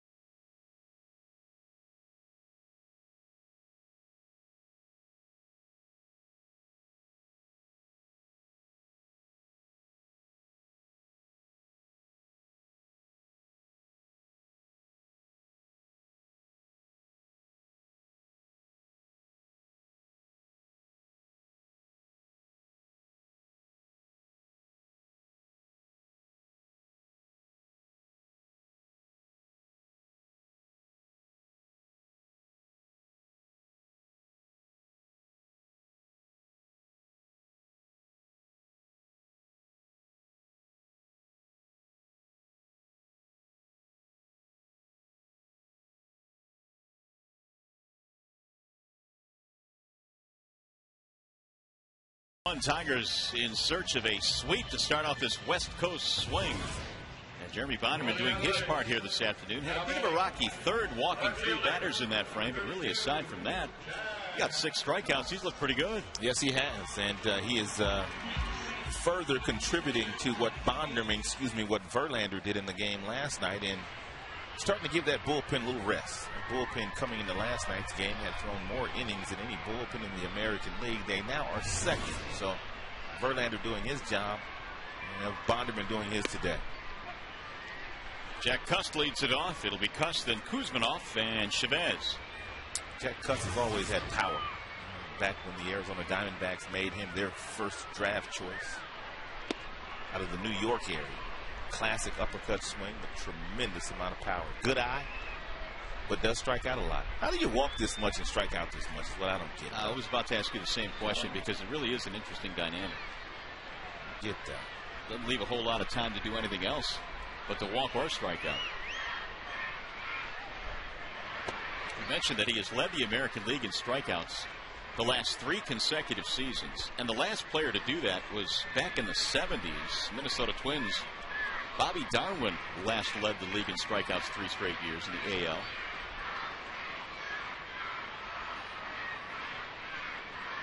The 1-2. Missed it outside. 2-2 on Jack Cust. And Cust just recalled from the minor leagues a few days ago where he was leading the Pacific Coast League in walks and on base percentage. 2-2 pitch. Thought about it. 3-2. Bonderman has not thrown a whole lot of split-fingered fastballs here today. It's been pretty much 2-seam fastballs that are moving in the strike zone and sliders. And I don't know why. I mean, he's having success, but that 3rd pitch is an absolute must for him. If he's going to be successful, he's got to throw that split-fingered fastball and not be afraid to get hurt with it. Hammer to center field. Jackson going toward the gap. Well, it's the 6th inning, and that means it's time for the Coors Light Freeze Can. We're going to show you Alex Avila's at-bats today. He's gotten a couple of hits. He goes the opposite way with this one. Great concentration. 2 strikes. Next time up, he goes right back up the middle. And then the last time up, he didn't get rewarded with a base hit, but he got himself a breaking ball from Mazzaro and clobbered the ball into deep right field that Sweeney ran down. So nice approach today for Avila. Very good to see, too, out of the young catcher. Kuzmanov is 0 for 2. And by the way, Coors Light Freeze Can is always brought to you by Frost Brewed Coors Light.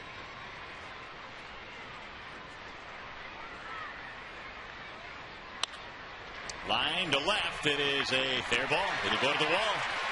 Kuzmanov takes the turn, and he is going to be in there with a stand-up double.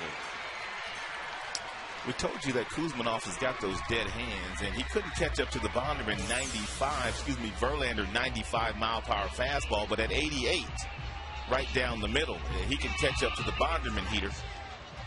And usually those don't get to the catcher's glove anyway, those right down the middle at that velocity. 7th double of the year for Kuzmanov. Tigers find a little time now as the bullpen starts to work. Bonderman has surrendered only 3 hits this afternoon. Chavez is 0 for 2.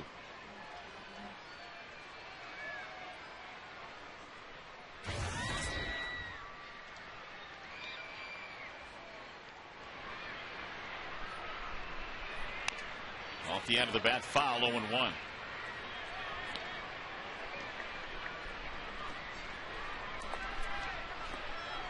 Fute Knee and Ryan Perry warming up.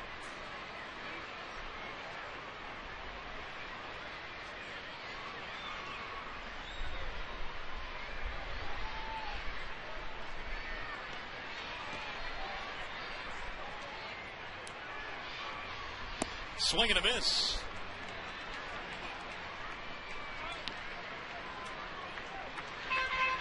Pretty good pitch here by Bonderman. It's a slider. He's had a good one today. And really, when you located where he located that last one to the left-handed hitters, you're not going to get hurt very often.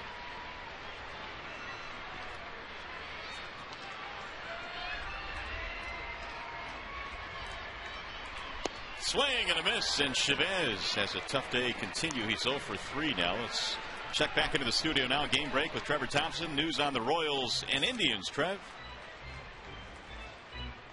Now batting, second baseman, number 7, Adam Gonzalez.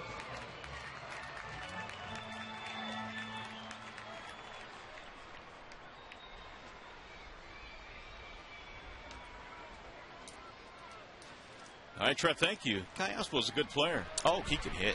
Nobody talks about him. He can hit. That Indians team going through some injuries now. Did you see where Asdrubal Cabrera, I think, broke his arm or was it a leg? He broke something.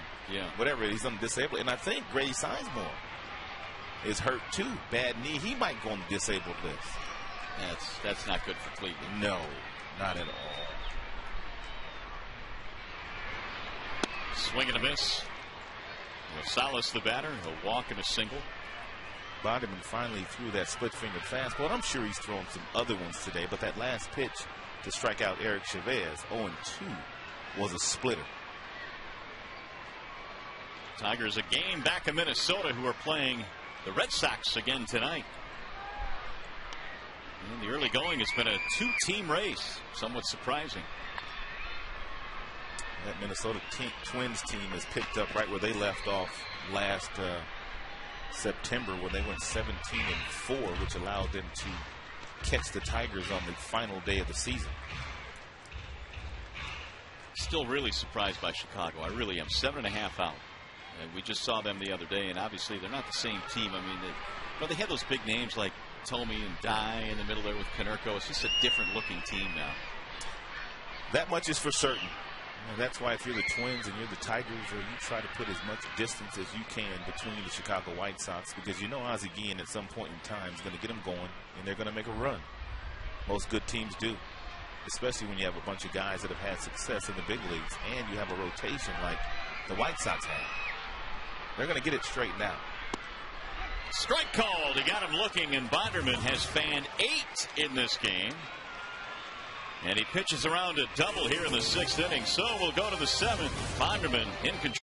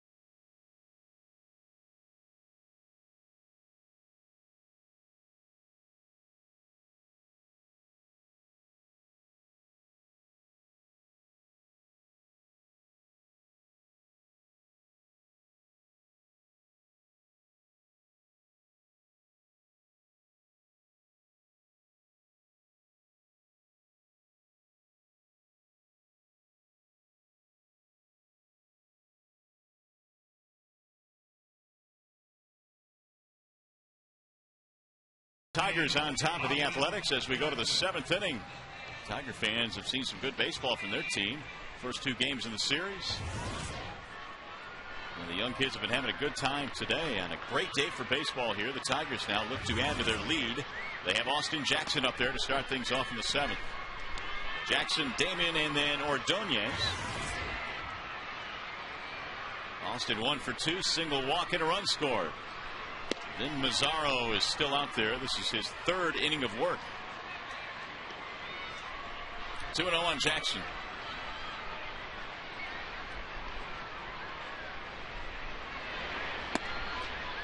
Now 3 balls, no strikes.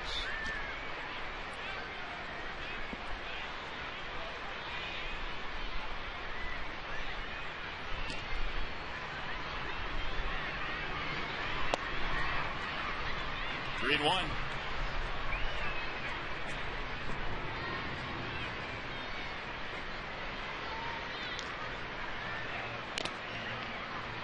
Since the start of last year, the Tigers have gone 31-20, 11 games over against teams from the American League West.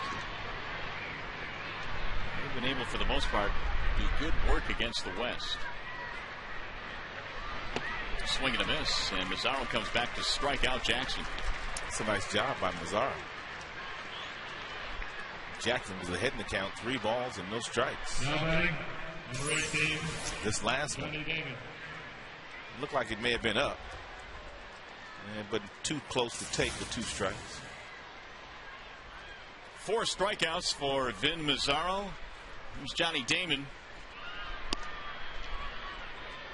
We were mentioning last night that Damon played 1 year here with the Oakland Athletics. 2001. Remember mostly his time obviously with Kansas City when he first came up. Then of course he won World Series titles with both Boston and the Yankees. But he had a season here in the West Coast. It was fascinating really the numbers that Damon was able to put up with Kansas City. And he really didn't have a whole lot of help in that lineup. He was scoring 100 runs a year.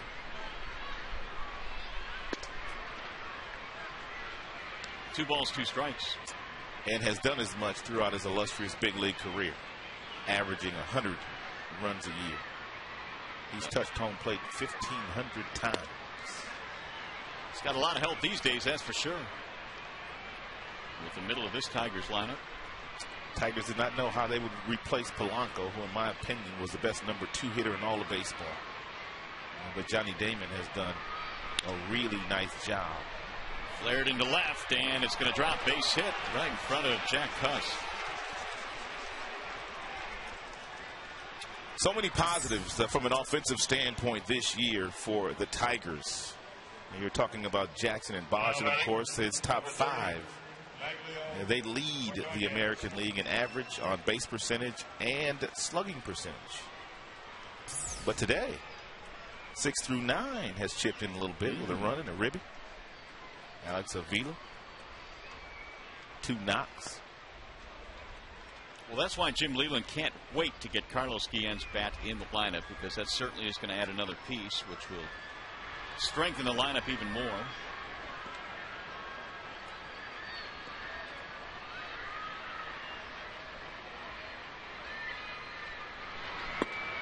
And really, Rod, it was a lineup that not too many knew what to expect of coming out of spring training. Nobody knew what to expect of Jackson at the top. Nobody knew what we'd get from Maglio or Ordonez. Bosch really wasn't even on the radar screen. No. But it's come together nicely. I mean, really the only guy that we had an idea would have a good year, because he's done it every year, and that was Cabrera. And we knew that if he stayed healthy, you can write in 30 home runs, 100 RBIs, 100 runs, all the other numbers he's put up. But the rest of the guys, you didn't really know.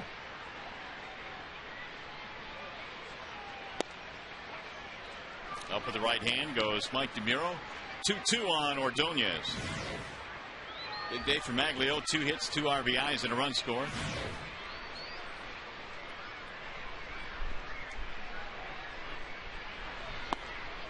Low and away. Full count.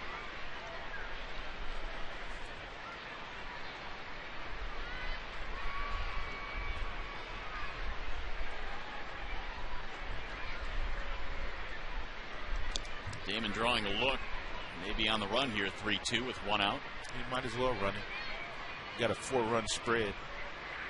Yeah, but if you're Damon, you might as well try to get a good jump just in case Ordonez strikes out. You can steal the base.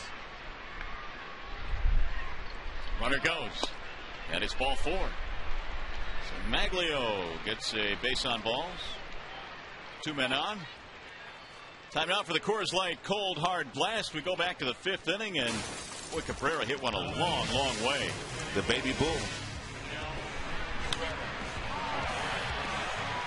I was watching him take batting practice today, as I do most days. And he was hitting balls just a country mile in the upper deck in center field, which is like 460, 70 feet from home plate off of a batting practice pitcher. 2 hits today for Cabrera. 410 on the road, and 8 of his 9 home runs away from spacious Comerica Park.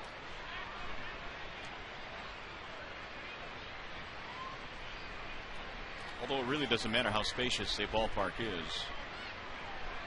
Cabrera can leave them all. What a swing. What a player. What a player. His mom was real athletic, though. You know, she was an Olympian softball player in Venezuela. And so he comes by the talent, honestly.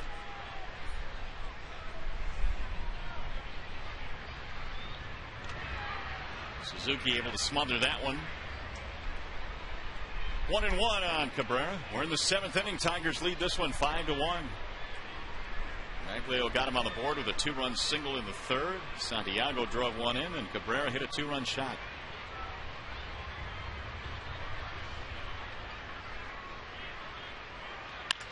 Right back up the middle. It's going to scoot to the second baseman, Rosales, and they in turn will get a double play. 4-6-3 to end the inning. Stretch time here in Oakland. Davis, Penny.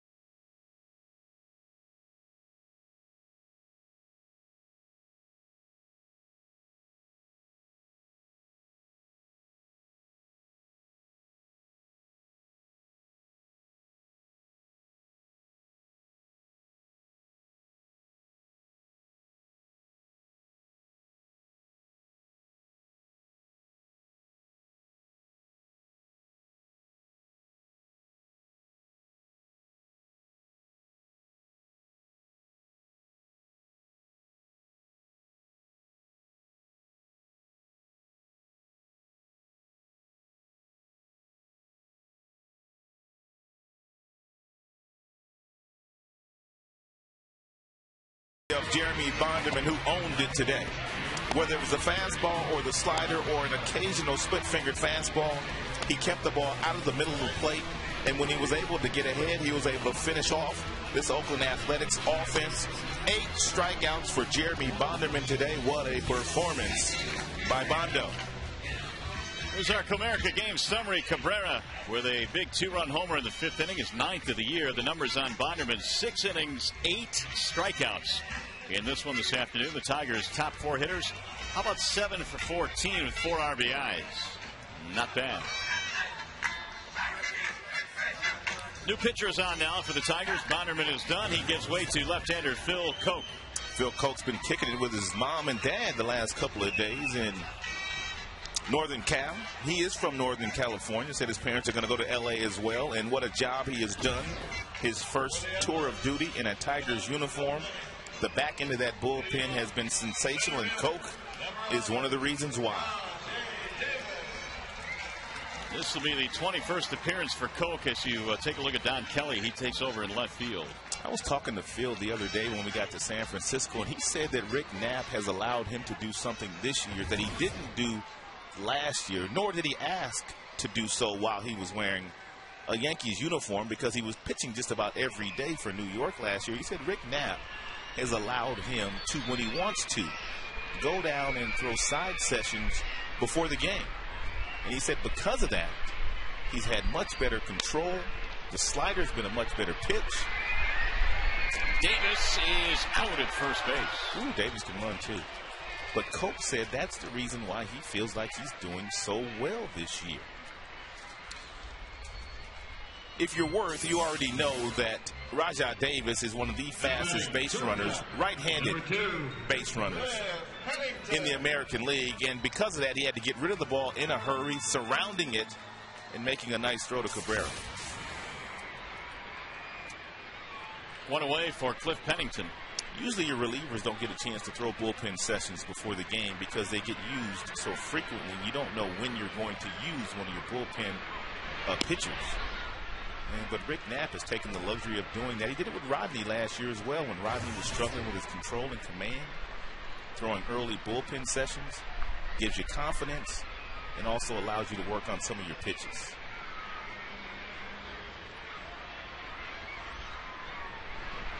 Well, Koch seems to be one of those guys that has a rubber arm. We talk about all the appearances he made with the Yankees last year, and here's how the Tiger pen ranks this season. But Phil now is just one appearance behind Will Oman of Baltimore for the league lead in games pitched. I like the fact that they rank second now in innings pitched. And an indication the starters are starting to log a few more innings.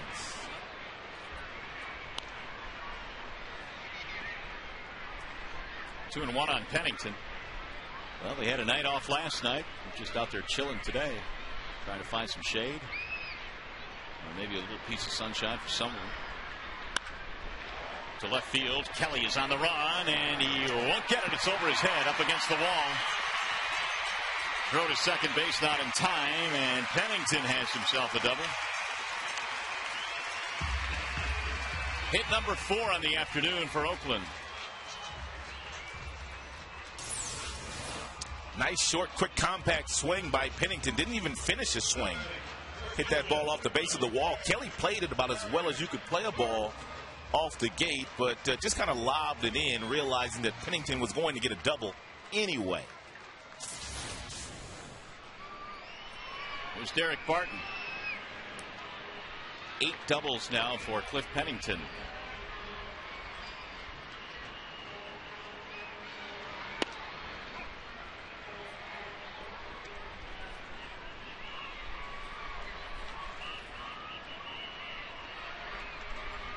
Barton a single in 3 at-bats.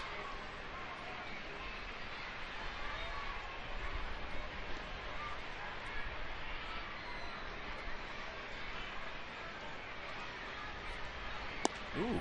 Oh, my goodness. That's a wicked pitch.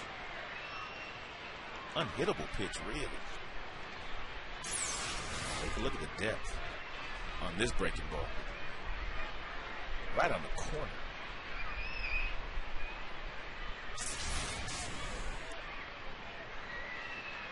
Lefties hitting just .206 against Phil Koch. Because of that last pitch. To center field, that's a base hit. Pennington rounding third. He's going to come home to score. It's an RBI single for Derek Barton, and now it's a 5-2 ball game. After throwing such an outstanding pitch to get ahead of Barton, no balls and 2 strikes, Koch came back with something at 80 miles an hour. Same velocity as the previous pitch, and he showed it to him too many times, and that breaking ball, as you could see, didn't get to the corner, didn't get to the outer edge like the previous pitch did, and with 2 strikes, Barton hit that ball awfully hard. Location, location, location. So the Athletics chipping away now. They're back to within 3 as Ryan Sweeney steps to the plate. It's 5 hits for Oakland. Tigers have 10 hits today.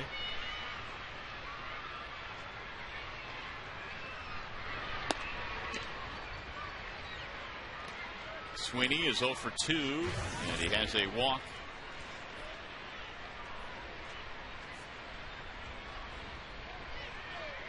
Oakland gave up Nick Swisher to get Sweeney in a deal with the White Sox a couple of years ago. Koch missing inside. 2-0.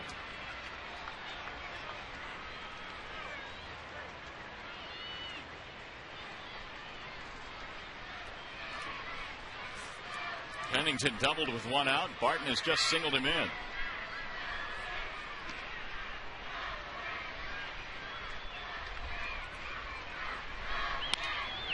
Popped up. Foul ground. Inge has the room. 2 gone. Hey fans, I've got a great deal for you. All you can eat seats at Comerica Park are now on sale, located on the upper suite level. Seats come with an endless supply of hamburgers, hot dogs, chicken, soft drinks, and more. Call 866-66-TIGER, or you can visit tigers.com. Here's Kurt Suzuki with 2 outs. Suzuki with an RBI when he was hit by the pitch from Bonderman in the 3rd inning with the bases loaded.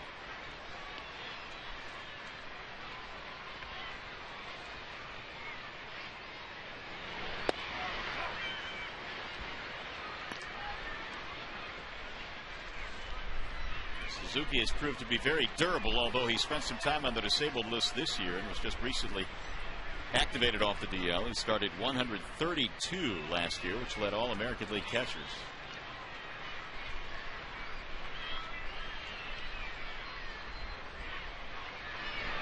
Swing and a miss. Ooh, nice change piece.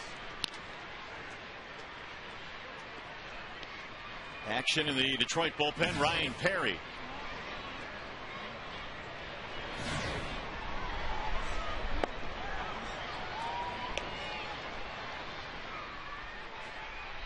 I guess Jeff Jones is double dipping the day. A pitch coach and still bullpen coach today. Swing and a miss. And that is that. Suzuki goes down on strikes. They'll settle for 1 run. You're watching Tigers baseball on Fox Sports Detroit, presented by Bell Tire.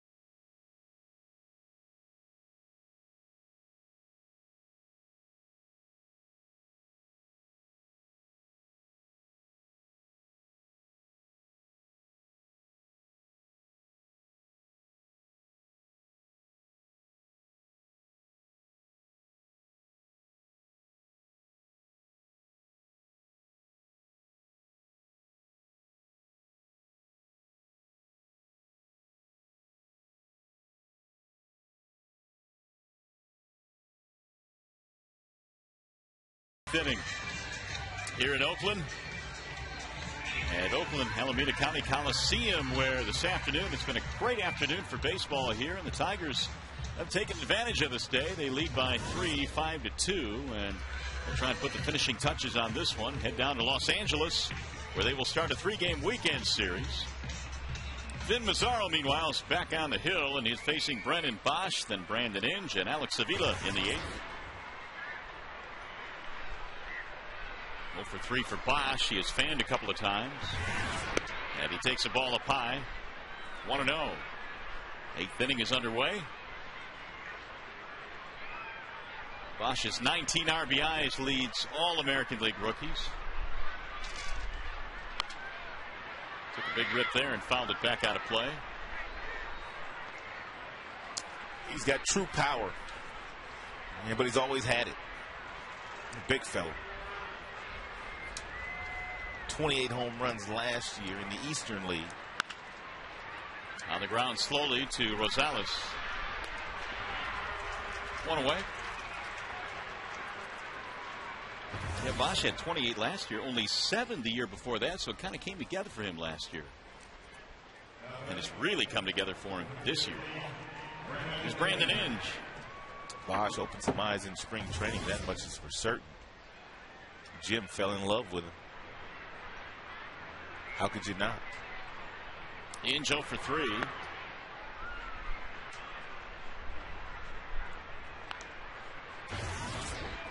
Bosch hit a ball in spring training in a game that we were televising, actually, against the left-hander Brett Cecil. Yep.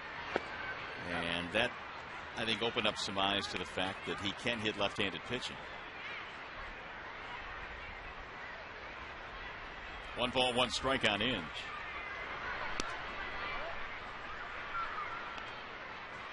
Later tonight, Minnesota, Boston. And if this score holds up and Boston can pull out a victory tonight, Tigers into a first-place tie.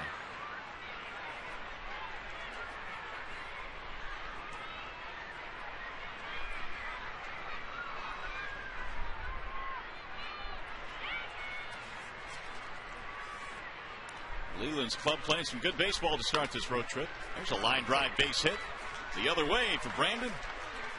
His first hit of the day.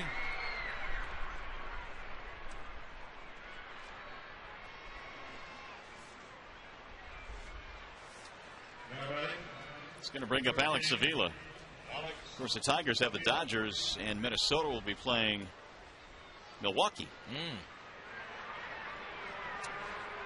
Brandon's first hit the opposite way. That single to right field. Avila has 2 singles, a steal, and a run scored. He's had a good day. He has hit the ball right on the button all day today. And now he finds himself in a count where he can go up there and look for a fastball. And if he gets the fastball, drill it somewhere. I mean, sit on it, let it go. Good eye. Strike, but you don't want that one. Also did a nice job of catching Bonderman here this afternoon. Jeremy, right now the pitcher of record for the Tigers.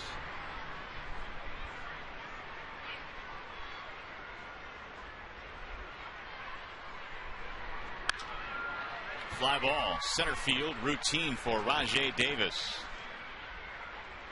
I guess nothing is routine with the sun today. As soon as the game ends, our coverage continues with Tigers Live. You will hear from the manager, Jim Leland, and the players. Plus, we'll break down the game and show you all the highlights. Tigers Live from the Coliseum Studios immediately after the game here on Fox Sports Detroit.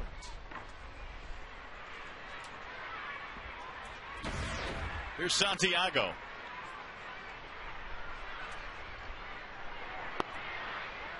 Ball 1 to Ramon. 11 Tigers hits in this game this afternoon. We haven't had to beep out too many of Jim Leland's after the game comments this year. He's been real good. Team's playing real well. In fact, we had to let go the guy that usually runs the beeper. We may need him later in the season. Hopefully not. He's been real kind this year. And hopefully today they hold on and win, and he'll have some happy thoughts as well.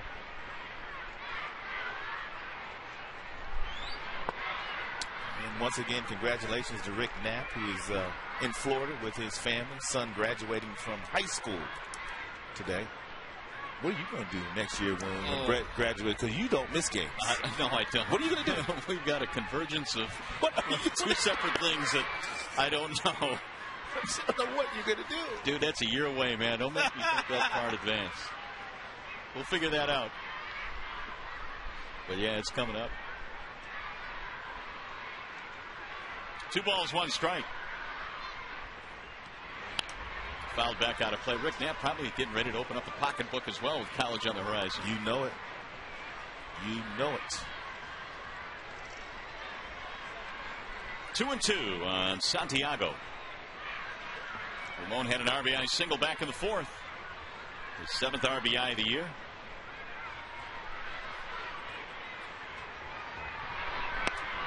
Jim likes to play as many of the young guys as he can on day games after a night game.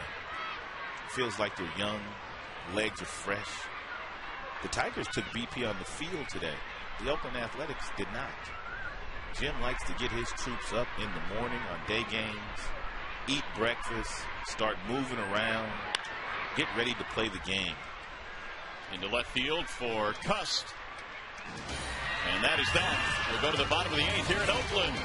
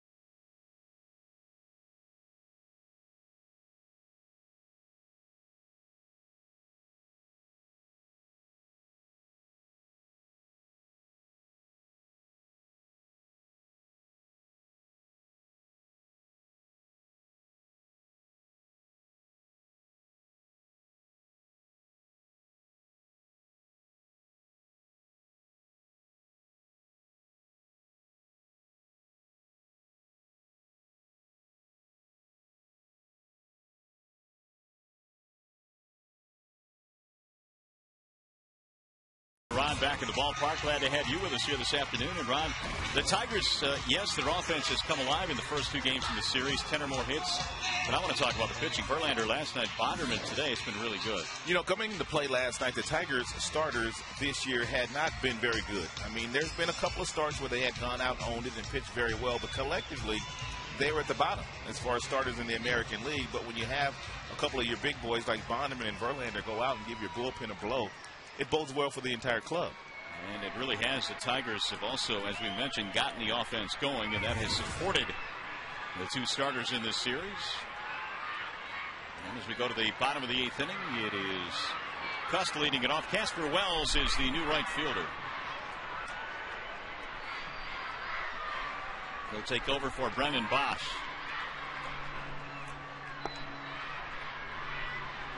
Cust, like so many left-handers, they try to create an arm angle to the left-handed batters, which looks like to Cust like the ball is coming from behind you. And the way that he does that is by standing on the first base side of the rubber. And that's a perfect example of what I'm talking about. You stand on the first base side of the rubber, you throw across your body, and you throw the fastball where he located that last one. And most left-handers can't do anything with it. Take a look here. Across the body on the outside, although it was a breaking ball, the point is still well taken there. You see where he's standing there on the first base side of the rubber. That's to create a difficult arm angle for the left-handers. Roll to the right side. Cabrera goes out there to get it, and Coke will cover. Nice play. Ooh, it doesn't get much better than that. That's a difficult play. That is a difficult play for Cabrera. Running that far to your right, jumping off 1 foot, and throwing a perfect strike to Coke, who did not hesitate one moment. He's throwing the ball to Coke right now on the run, and he leads him to the bag perfectly, because what you want to do to your pitcher is make sure you give him the ball in enough time to where he's not trying to find the bag and catch the ball at the same time. Nicely done. So that's going to be it for the left-hander. Coke retires Kuzminoff due up. That means Ryan Perry is coming in. We'll step aside for this pitching change. 5-2 Detroit in the 8th.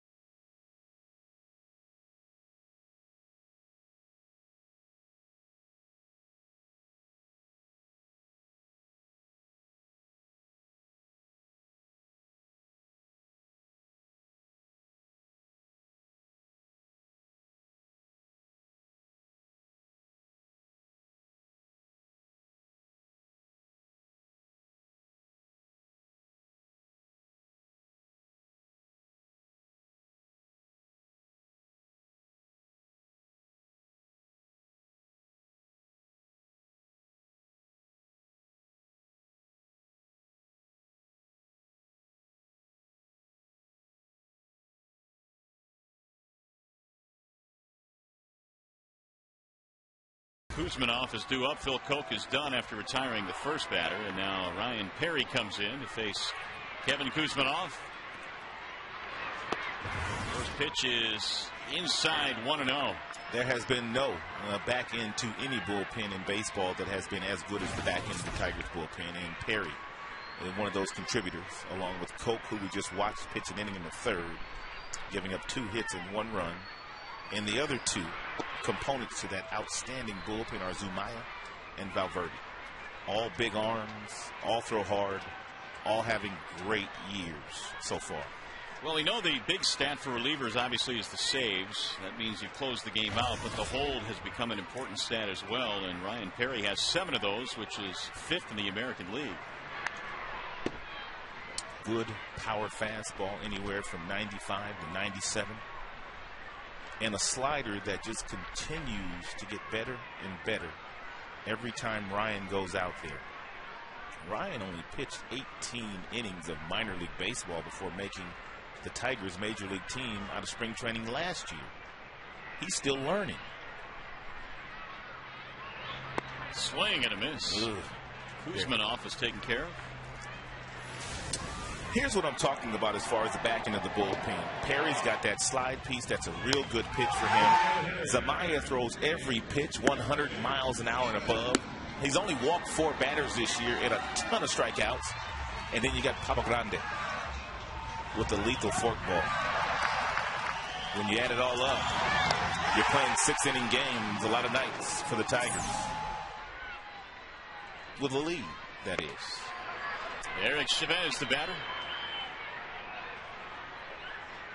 Well, you touched on this a little bit earlier, but it's good to see the Tigers' innings pitched out of the bullpen starting to decrease now, which means the starters are going a little bit longer. Because really they couldn't keep up that pace that they were on. No, as good as they were pitching, I mean, it's just not going to happen. Oakland had that same issue last year. Yeah. And they were using their bullpen so frequently that, I mean, you know, Bailey continued to pitch well all year, but they had some other guys that kind of slowed down because And Bob Guerin had to go to his bullpen so often, but that's what happens when you had starting rotations for youth, as Oakland went into the season with last year. And really, they still have a young rotation. 2 outs here in the 8th. Chavez 0 for 3. Look out. That one back into the seats in a hurry. Wow. Hopefully everyone is all right down there. Ooh.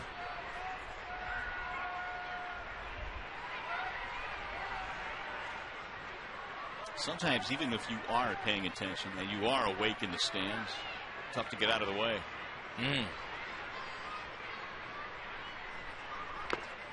Tipped into the glove for strike 3. Chavez goes down on strikes for the 3rd time today. Perry comes out of the pen and strikes out 2.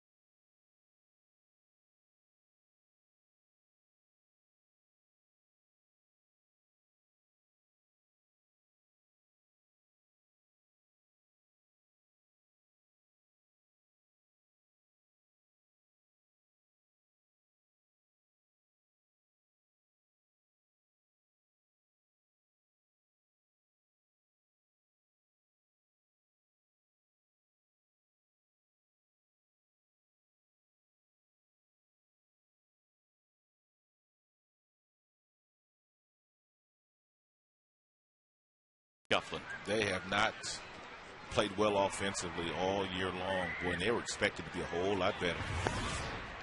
Here come the Tigers as we go to the 9th inning. You see what Sean Figgins is hitting under 200? I did not see that. Is that where he is? Yeah, last time I looked, under 200. With all that speed. Danny Worth leading it off.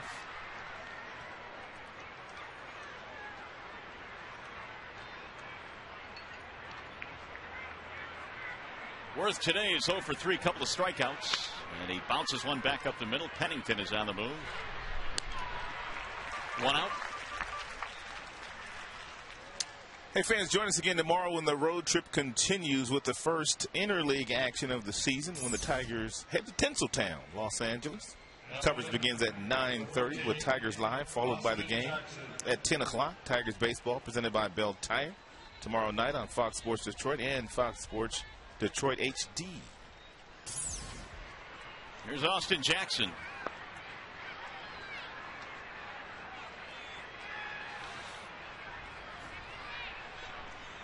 Willis and Billingsley in that first game against LA. Billingsley, good pitcher. Tigers will have their work cut out for them tomorrow. But the offense is not really afraid of anybody that they see.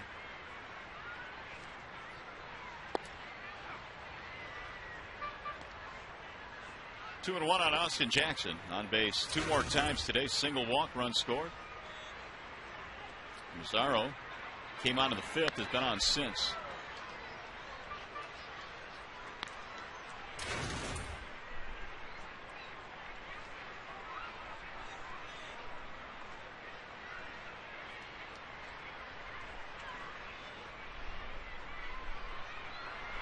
2-2 pitch is rolled foul. Big Tater warming up right now in the Tigers bullpen.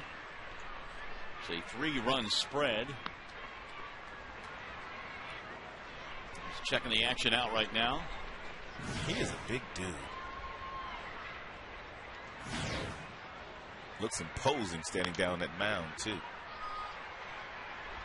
Barton getting over there and can't hang on. Got the glove on it. New life for Jackson.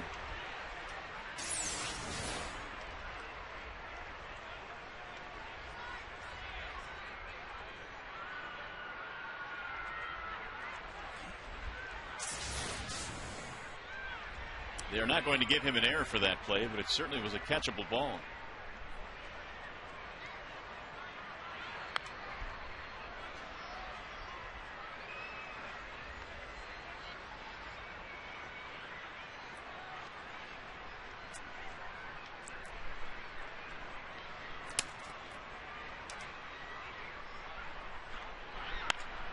Squibbed the other way. Diving play by Barton.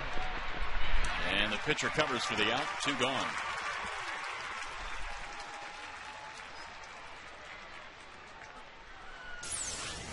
One step and a dive. And as a first baseman, you know you have the luxury of the pitcher. And that's going to be there for you. So all you have to do is get up and take your time and show the pitcher the baseball and shuffle it underhand, as Barton did there. First at bat for Don Kelly after taking over for Johnny Damon defensively. He swings in the first and rolls it foul.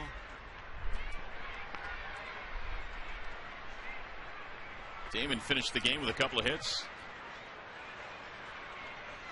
Kelly was telling me he and Alex Avila went shopping yesterday in San Francisco. Said they went out and bought themselves a couple suits so they could look nice on the plane, so they could look like big leaguers. Well, there are plenty of shops around town here in San Francisco to choose from. He told me they found like a little suit district somewhere where all they had was suits. Yeah, real good prices he was talking about, too. You could do that in L.A., too. Yeah. Usually when the rookies come to the big leagues, it's a veteran player that buys them their very first suit to take care of the rookies. To shallow right field. It'll drop. Base hit. Rookies don't have as much money as the big league players, and therefore it's usually an infielder that will take the infielders out. An outfielder will take care of the outfielders, and of course the pitchers, and take care of the young pitchers that come up. It's going to be the Tigers' 12th hit of the day. Here comes Ordonez.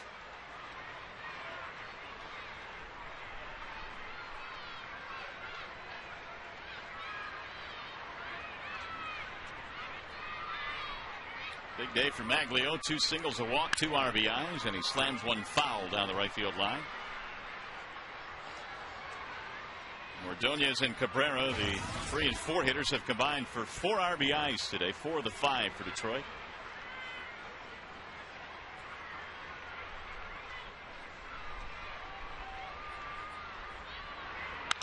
Bouncing ball to third, deep behind the bag. Kuzminoff goes to second for the force, and that's all for the Tigers. So we go to the bottom of the 9th inning.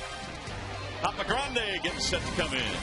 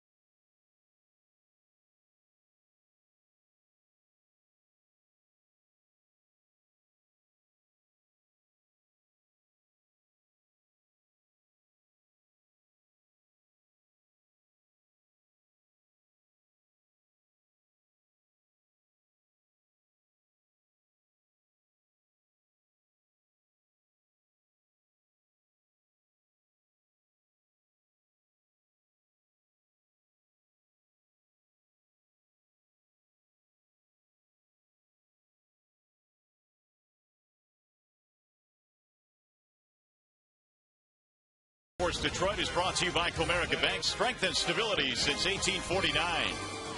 Wallside Windows for a free and home estimate. Call 1-800-521-7800. And by Bell Tire, get the lowest tire price, period.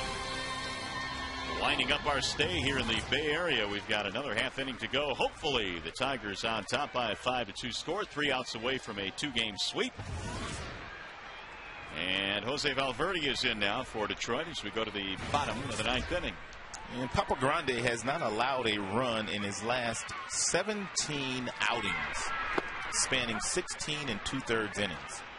And as a matter of fact, the 123 batting average against him, that bottom note, is the lowest against any reliever in the American League. So he's been sensational first 6 weeks of the year. Popped him up. Danny Worth at second base, shading his eyes. One gone. If you don't know by now, Valverde's just a 2-pitch pitcher. A mid to upper 90s fastball and an unhittable forkball. I mean, literally unhittable when he's locating that forkball where he needs to. And tremendous mound presence to go along with it.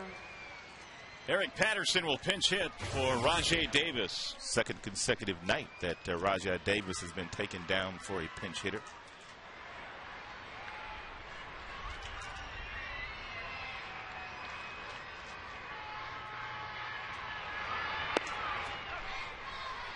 Strike one on Patterson. Davis was 0 for 3 before departing. Patterson pinch hit for him in the 8th inning last night and struck out.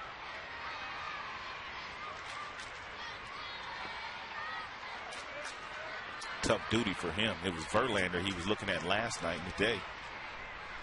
It's Papa Grande.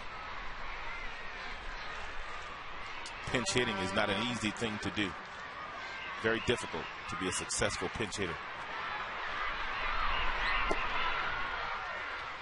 There's that unhittable forkball.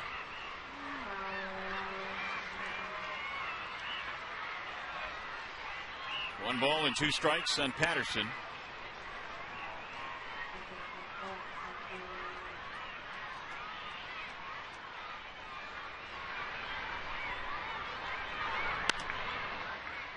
Little late swing, but he stays alive. You got to kind of challenge yourself when Valverde's on the mound defensively to really stay on your toes, because we've watched him this year. The opposing teams, other than the very first time he took the ball for the Tigers, they just don't hit the ball that hard. They don't put the ball in play that much. So you got to challenge yourself defensively to stay on your toes. It's almost like I'm going to use a basketball equation here back in the day when Michael Jordan was, doing his thing. Even the opposing team said that, we got caught watching Michael run around instead of concentrating on what we need to do. Well, you're right. Aside from that first outing, he has been absolutely dominant. And exactly what the Tigers thought they were getting. He may be a little bit beyond, too. I mean, this guy has been about as good as it gets in the American League. In a bullpen full of guys that have done the job. Tigers are fortunate to get Valverde. They didn't get him until January. And just about every other team had passed on him. And his track record was a good one.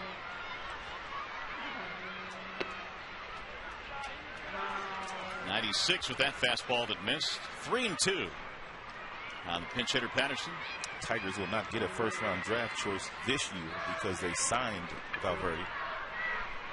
He was offered arbitration by his former club, the Houston Astros. And when he didn't sign there, that means the Tigers' first-round pick goes to Houston.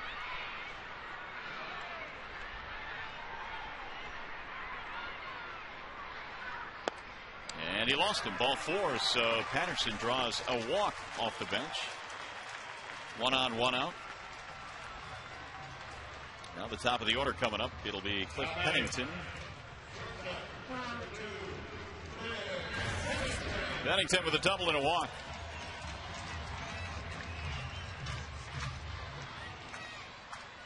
It's difficult for this Oakland team to come back from huge deficits because they don't really have that power threat.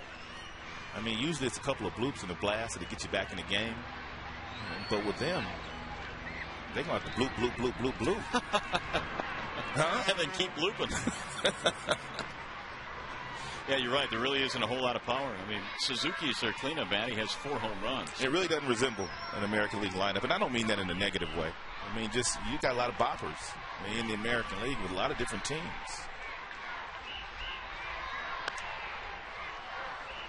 Pennington had a double back in the 7th, scored a run.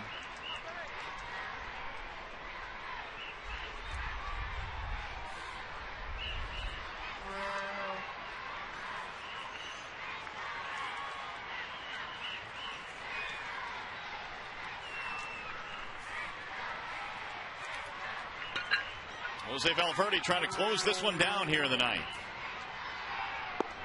And there's a strike call to get Pennington looking. That's what you see a lot of left-handers do, because this particular pitch, it's almost started at Pennington. He gives up on it, and Valverde's able to make that ball dance to the outside corner. You don't see many left-handers' knees buckle at a right-handed forkball, but Valverde has the ability to do that to some lefties. So it's up to Derek Barton now with 2 outs. Runner breaking for second. He'll get there without a throw. No stolen base for Patterson. The A's. Go ahead. Sorry about that. Just to say, just to follow up on your point, the A's are 11th in the American League in homers with 25. Not too many long balls here for Oakland this year.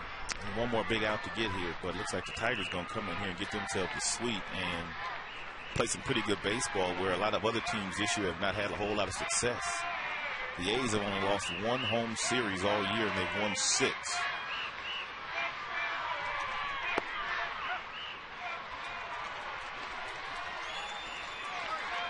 So it's 1-2.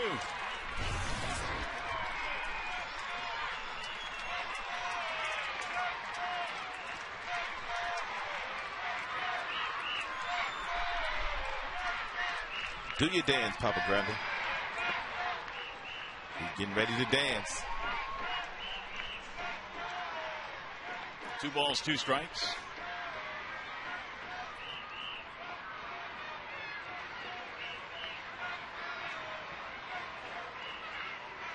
Jim Leland happy with the way things have turned out at the start of this road swing, their final West Coast road swing. Of course, it'll go through Los Angeles, which will not be easy, and then on to Seattle.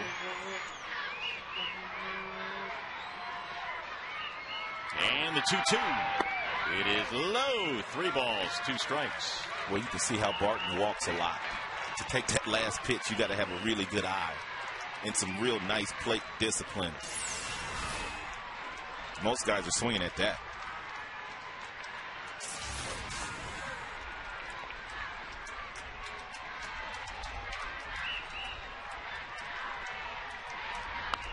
Fouled off. Tigers 1 strike away from their 24th win of the season. And again, if Minnesota loses in Boston tonight, they are locked up. First place tie in the American League Central.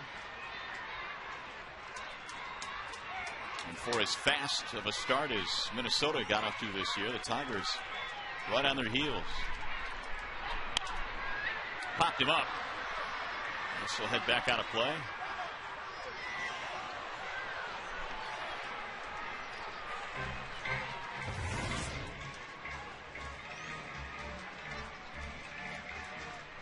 Couple fastballs, majority of the pitches in the mid-80s, all fork balls by Valverde to Barton.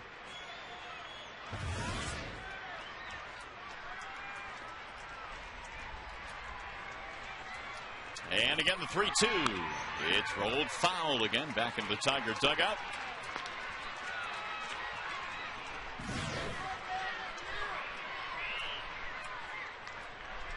Eighth pitch at bat here for Derek Barton, who's not going down without a fight. He singled in a run in the 7th. He has 2 hits today.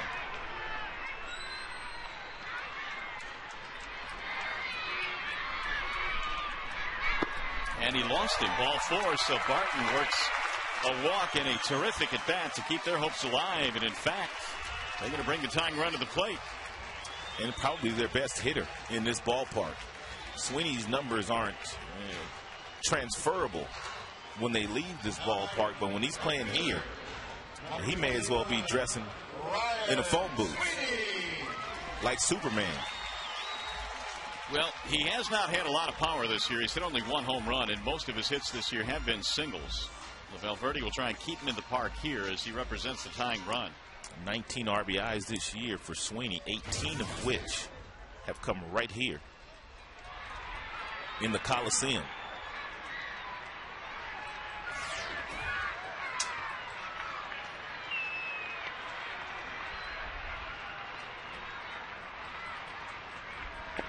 First pitch in there for a strike, 0-1. First meeting between these two.